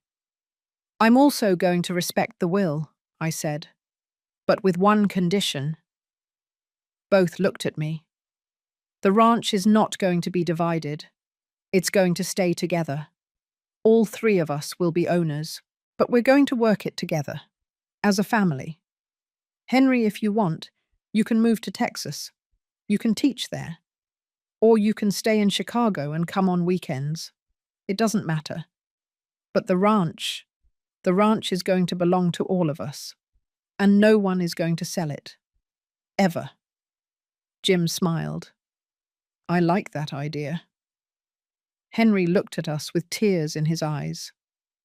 Would you really accept me like that? As part of the family? You already are part of the family, I said. You always were. It's just that now we know it. And in that moment, something changed. Something deep. Something I can't explain in words. Because I stopped carrying the weight of the decision. I stopped feeling like I had to fix what Robert had broken. Because I realized something. Robert didn't break anything. He just left something incomplete. And now we were going to complete it. Together. We returned to New York City 2 days later. The 3 of us together. Jim, Henry, and me. On the plane, Henry was sitting by the window, looking at the clouds with that thoughtful expression I was beginning to recognize. Jim, next to him, was showing him photographs of the ranch on his phone. This is the apple orchard, Jim was saying. Dad planted it the year I was born. He used to say that each tree represented a year of my life. Henry looked at the pictures with shining eyes. It's beautiful. It is. And now it's yours too. Henry turned to look at him. I still can't believe it. A week ago, I was a lonely teacher in Chicago. And now I have a brother, a family, a home. Jim smiled. I can't believe it either, but I'm happy about it. Truly. I watched them from my seat, across the aisle, and I felt something I hadn't felt in weeks. Peace. The will reading was scheduled for the following Tuesday at Mr. Montell's office in New York City. During those days, I focused on preparing the house for Henry. I cleaned the guest room. I changed the sheets. I put fresh flowers on the nightstand. I opened the curtains to let the sunlight in. Henry had decided to stay with us for a week before returning to Chicago to sort out his things. I need to resign from my job, he told me, and pack my books and say goodbye to some people. Are you sure you want to move? I asked him. You don't have to. We can find another way. I'm sure, he interrupted me with a smile. My whole life I felt out of place in Chicago, like I was waiting for something. And now I know what it was. This family, this place. On Sunday, I took Jim and Henry to the ranch in Texas. It was the first time Henry had set foot on his father's land. When the car entered the dirt road, surrounded by cornfields and green hills, Henry was speechless. It's like a dream, he murmured. Mr. Frank was waiting for us at the gate. When he saw Henry, he froze. Good heavens, he whispered. He's the spitting image of Mr. Robert. I introduced Henry. Mr. Frank, this is Henry. Robert's son. Mr. Frank took off his hat, as if he were in front of someone important. It's an honor, young man. A true honor. Henry shook his hand shyly. Thank you, sir. We walked around the ranch for hours. I showed them everything. The main house, the patio with the wisteria, the stone fountain, the apple orchard, the stables, the fields where Robert used to work from sunup. Henry absorbed it all with eyes full of wonder. This is where my father lived, he said softly, as if he were in a sacred place. This is where he worked, where he dreamed. Jim led him to the oldest ash tree on the property. This was his favorite tree, he told him. He said it was more than 100 years old, that it had seen 3 generations of the Stewart family pass by. Henry put his hand on the trunk and closed his eyes. I wish I had known him. Me too, Jim said. But somehow, I feel like he's here, watching us. And I think he's at peace. That night, we had dinner at the ranch house. I made turkey with stuffing, mashed potatoes, green bean casserole, and fresh rolls. Everything just as Robert had loved it. We sat at the big dining room table, the same table where Robert and I had eaten for 38 years, the same table where Jim had grown up. And now, for the first time, Henry was sitting there too. Mr. Frank joined us, and also Sophia, who had come from New Jersey when I told her Henry would be here. It was a quiet, warm dinner, full of stories. Sophia told Henry anecdotes about Robert when he was young. He was stubborn as a mule, she said, laughing. Once he fought with my father because he wanted to plant apples instead of corn. My father said it was crazy that apples didn't grow well in this soil, but Robert insisted, and the next year we had the best apple orchard in the whole region. Henry listened, fascinated. And was he always like that? Always so determined? Always, Sophia said. When Robert wanted something, there was no stopping him. That's why, when he met your mum, She looked at me with tenderness. I knew he was going to marry her, even if my family didn't agree, even if everyone told him it was crazy. He loved her, and that was enough. After dinner, Jim suggested a walk. The three of us went out to the patio. The night was clear. The stars shone with an intensity you never see in the city. We sat on the wicker chairs, next to the fountain. The sound of the water falling was relaxing. No one spoke for a while. We just sat there, breathing the fresh mountain air, listening to the crickets, feeling the peace of that place, until Henry broke the silence. "Thank you." Jim and I looked at him. "For what?" Jim asked. "For welcoming me. For not hating me. For giving me a place in this family even though I don't deserve it." "You do deserve it," I said firmly. "You didn't choose to be born. You didn't choose to be given up for adoption. You didn't choose to grow up without a father. None of that was your fault. And now you have the opportunity to reclaim something that was taken from you.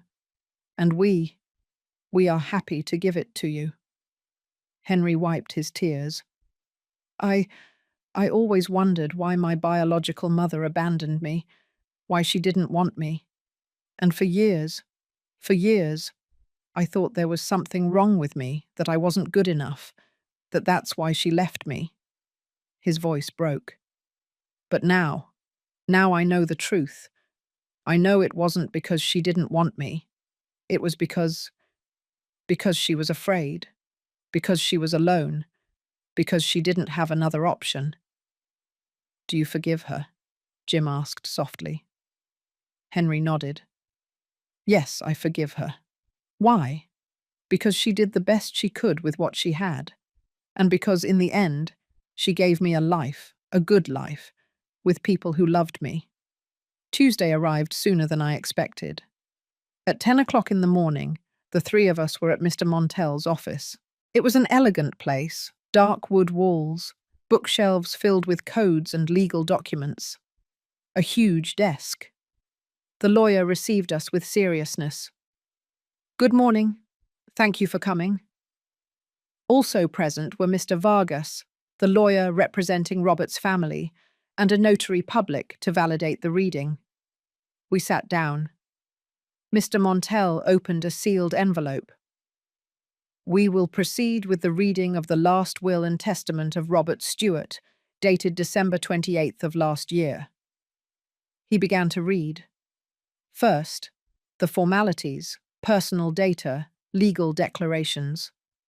Then he got to the important part.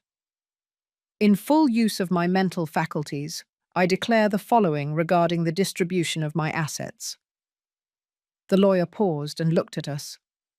"The Texas ranch, with all its lands, buildings, and belongings, is divided as follows: 30% for Ellen Stewart, my wife, 30% for Jim Stewart, my son, and 40% for Henry Miller, my biological son." Henry closed his eyes. Jim took his hand. The lawyer continued. "Furthermore, I leave the following provisions. The income generated by the ranch shall be divided equally among the three, regardless of the percentage of ownership. This is so that no one has an economic advantage over the others." I didn't know that. I looked at the lawyer, surprised. He nodded slightly, as if to say, "That's right." "I also stipulate that the ranch cannot be sold or divided for the next 20 years. It must remain as one unit, as a family heritage, and in the event that any of the heirs passes away, their share will go to the other two, never to third parties." Jim smiled. Dad thought of everything. The lawyer continued reading. "I also leave a fund of $50,000 to Henry Miller, as compensation for the years I could not be present in his life. This money is intended for him to establish himself, continue his studies, if he wishes, or invest it as he sees fit." Henry opened his eyes, surprised. $50,000? "Yes, the lawyer confirmed. But, but that's too much. It's what Robert wanted, I said, and we're going to respect it. The lawyer continued with other minor details, some bank accounts, personal belongings, Robert's car, and finally he reached the last part. Lastly, I leave a personal letter addressed to my 2 sons, a letter that only they should read. The lawyer took 2 envelopes from the folder. One said, "For Jim," the other, "For Henry." He handed them to them. "You may read them now or in private, as you prefer." Jim looked at Henry. "Now." Henry nodded. "Now." They opened the envelopes at the same time. They read in silence. I couldn't see what the letters said, but I could see their faces. Jim was smiling with tears in his eyes. Henry was crying openly. When they finished, they looked at each other and hugged. A long, strong embrace, from brothers. After the will reading, we left the office. The sun was shining in the clear New York City sky. We walked in silence for several blocks until Henry spoke. "Do you know what the letter Robert left me said?" Jim and I looked at him. "It said," he said, "it said he was sorry, that he was sorry for not having been there, that he was sorry for not having known me, that he was sorry for having let 47 years pass without knowing I existed." He wiped his tears. "But it also said that he was proud of me, that the investigator told him all about my life, about how my adoptive parents raised me, about how I became a teacher, about how, despite not having much, I was happy, and that was the only thing that mattered." He paused, and at the end it said, "Henry, I can't give you back the years we lost, but I can give you something. A family, a brother, a place to belong.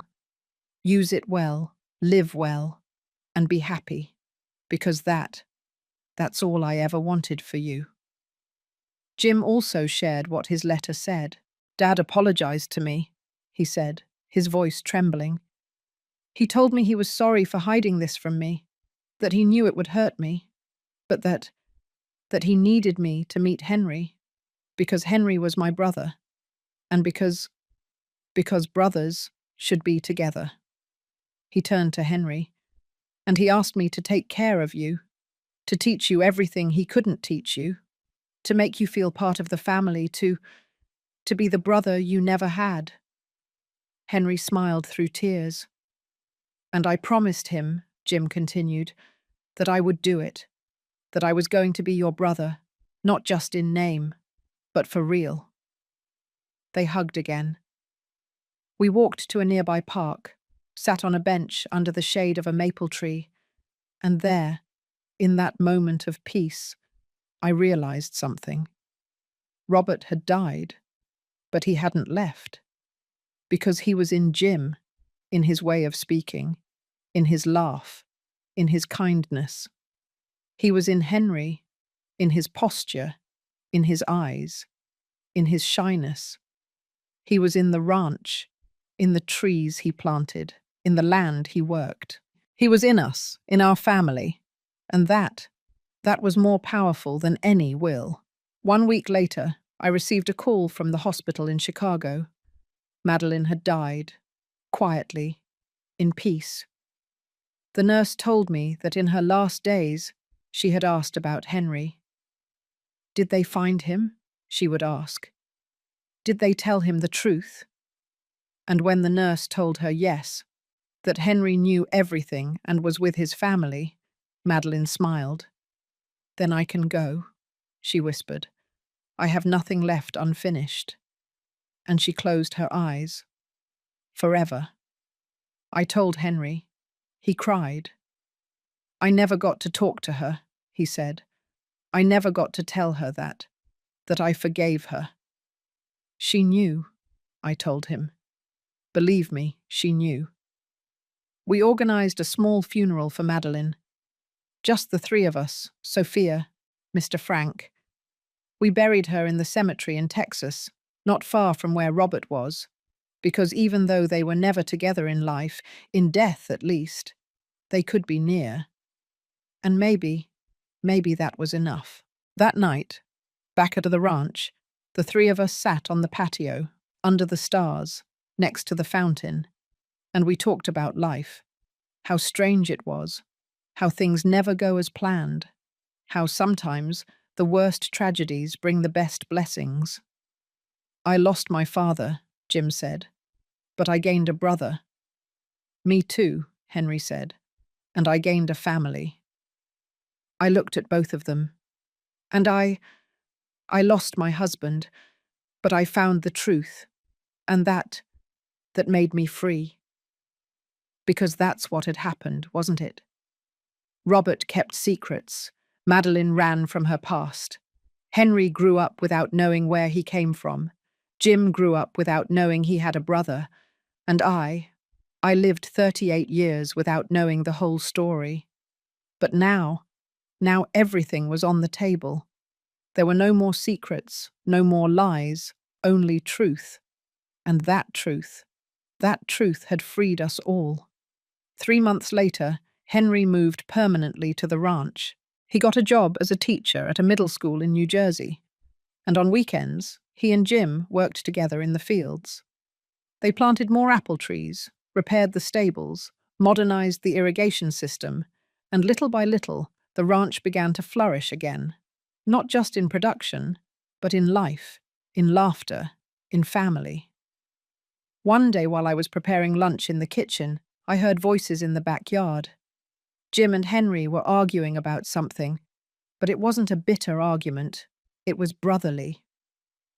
"I'm telling you the apples should be planted in March," Jim was saying. "And I'm telling you February is better," Henry replied. "I read a study. Studies don't know anything. Experience is what matters. And you have more experience than an agricultural engineer with a doctorate." "I have more experience than you, brother." And they laughed.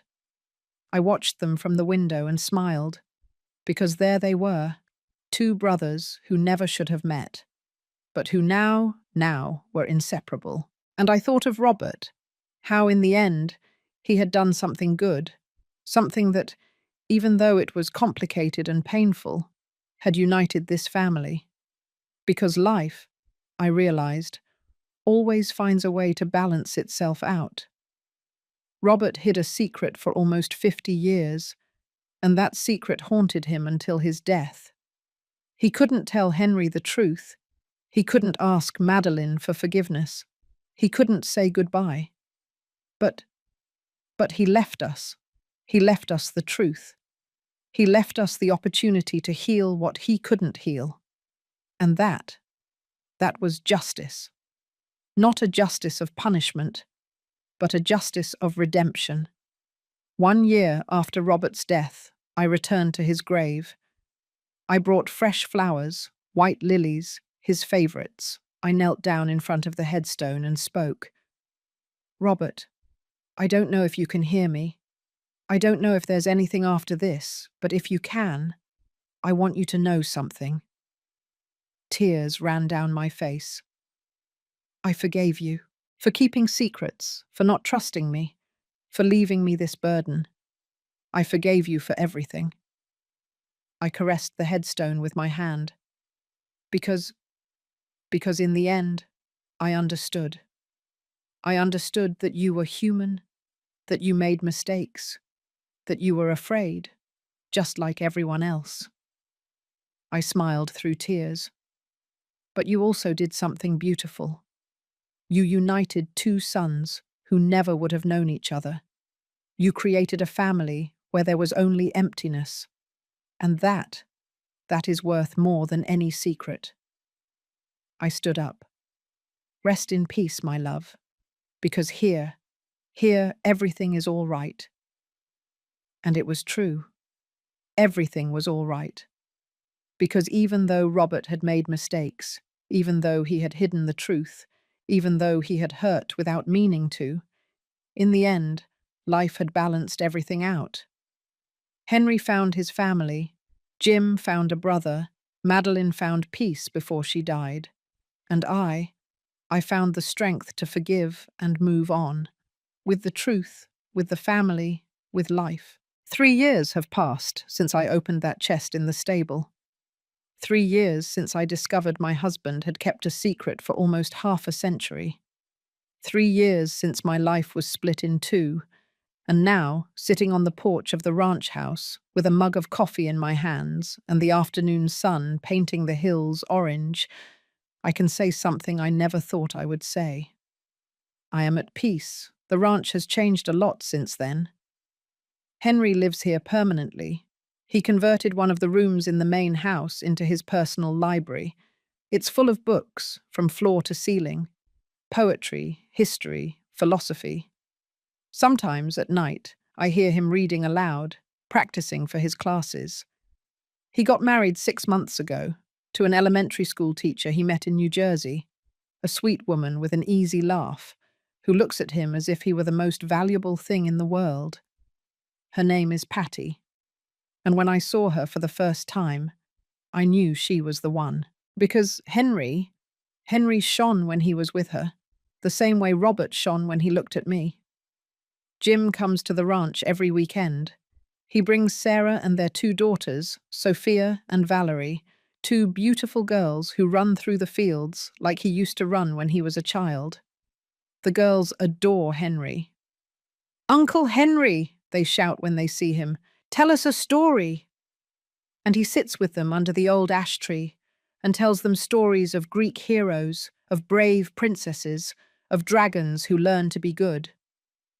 Sometimes Jim and Henry work together in the fields, planting, harvesting, repairing fences, and even though they argue sometimes, they laugh more than they argue.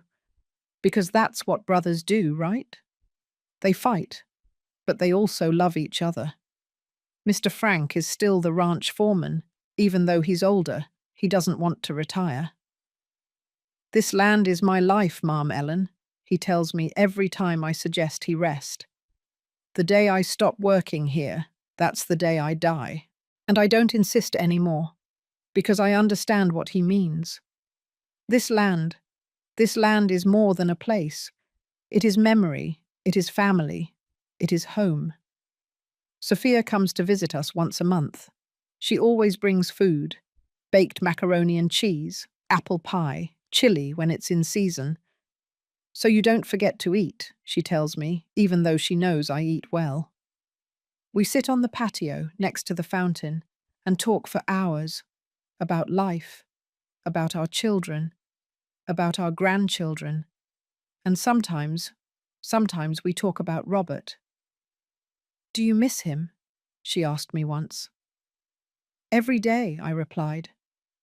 "But it doesn't hurt like it used to. Now it's more like a gentle nostalgia, like missing a summer from long ago." Sophia smiled. "He would be proud of you, you know, how you handled all of this, how you kept the family together." "It wasn't just me," I said.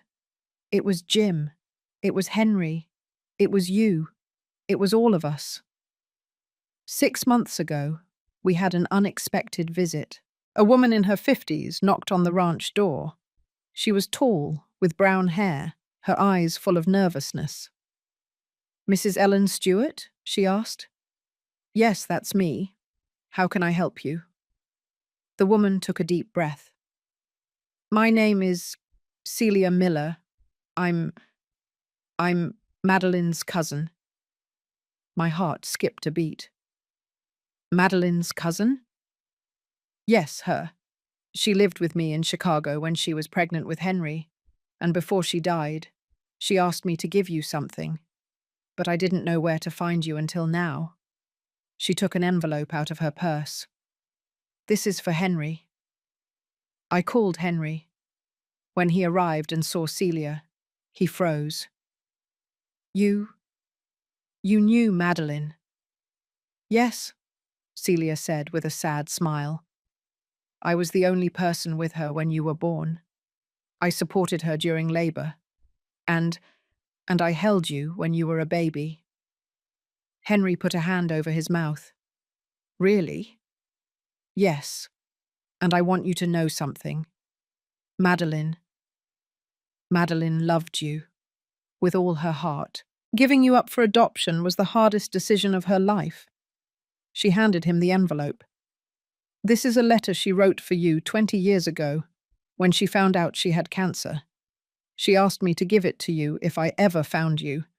And now I can keep my promise.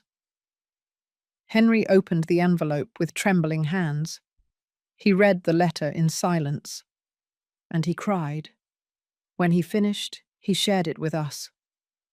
My dearest Henry, I don't know if you will ever read this letter. I don't know if I will ever find you.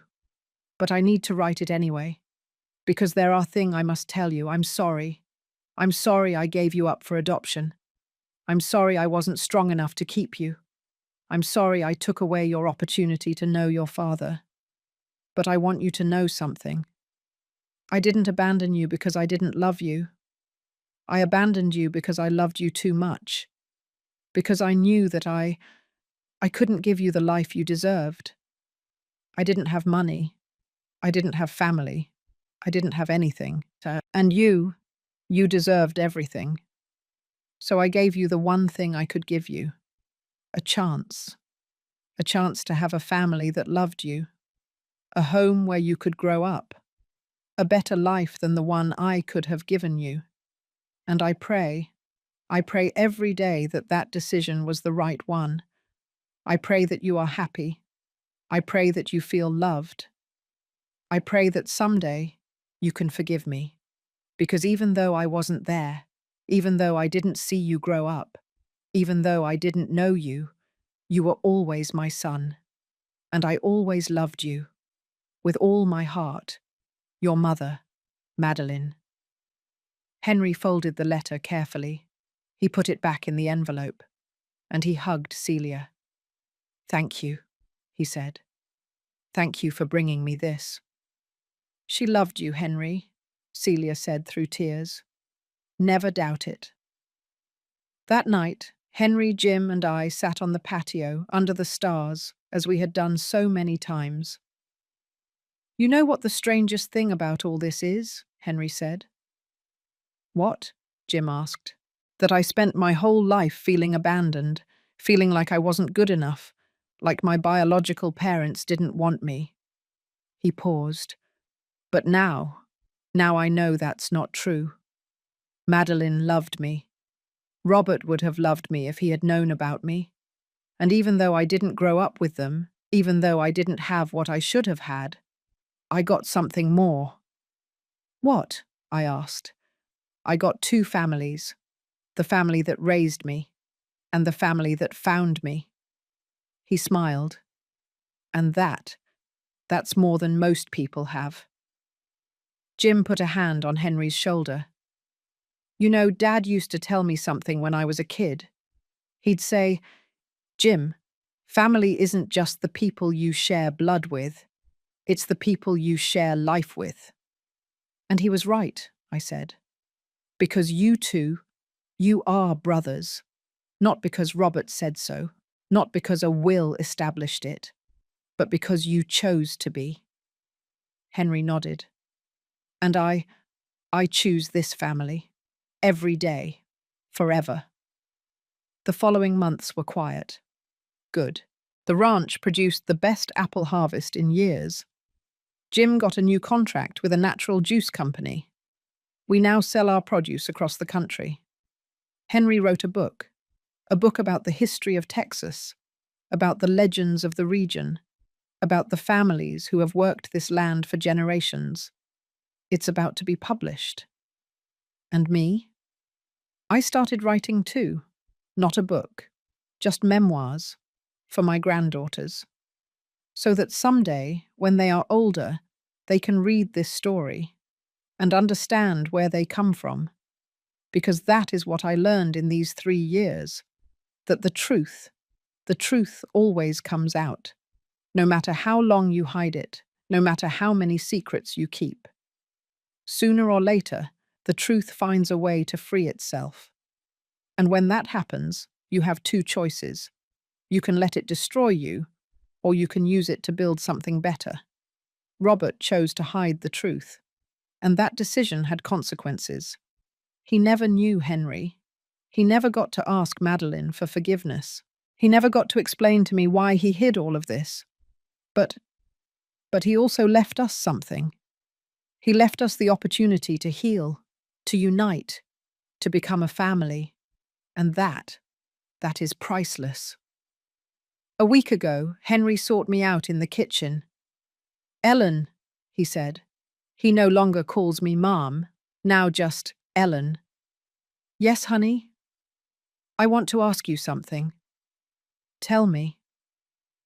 "Patty and I are expecting a baby." The world stopped. "What?" Henry smiled with tears in his eyes. "We're going to have a son. Well, a daughter. We found out yesterday." He hugged me. "And we want you to be the godmother, to be part of her life, to be her grandmother." I couldn't hold back the tears. "Really, though?" "Yes, because you gave me something I never had. A mother. And I want my daughter to have the same thing. I want her to grow up knowing you, loving you, knowing you're part of her family." 2 days later, Jim also gave me news. "Mum, Sarah is pregnant." "Again," I laughed. "Another girl?" "No, this time, a boy." He walked over and hugged me. "And we want to name him Robert, after Grandpa." My heart filled with joy. Your father would have loved that. I know.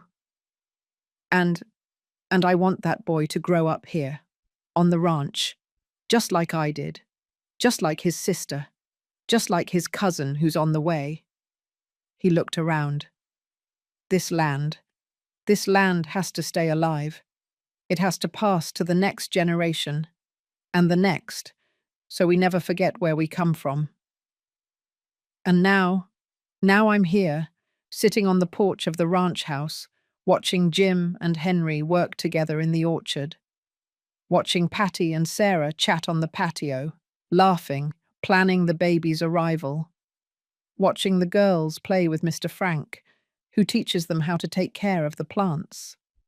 And I realized something. Robert didn't leave. He is still here, in his sons, in his grandchildren, in this land he loved so much, in this family he built. Sometimes, at night, when everyone goes to sleep and the ranch is silent, I sit next to the fountain, and I talk to Robert, as if he could hear me. "Look what you did," I tell him. "Look what you left behind. A family, a beautiful, complicated, imperfect, but beautiful family." I smile. "And even though you made mistakes, even though you hid things, even though it hurt me, in the end, it was all worth it." The water in the fountain falls gently, the wisteria moves in the wind, the stars shine in the sky. "Rest in peace, my love," I whisper, "because here everything is all right." And it's true, everything is all right. Because I learned something I never imagined I would learn, that forgiveness is not forgetting, it is remembering without pain. It is looking at the past without bitterness. It is accepting that people are human, that they make mistakes, that they hurt without meaning to, but that even so, they deserve love. I learned that family is not perfect. It is complicated. It is painful. But it is also the only thing that truly matters. Because at the end of the day, when everything falls apart, when secrets come to light, when the world gets dark, family is the only thing left. And if you are lucky enough to have one, you must take care of it, protect it, love it, even if it hurts, even if it's difficult, even if it breaks your heart.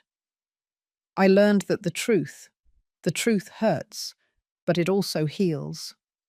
Because only when you face the truth, only when you stop hiding from it, can you truly be free. And I am free now, free from the weight of secrets, free from lies, free from pain, because I chose to forgive, I chose to love, I chose to move on.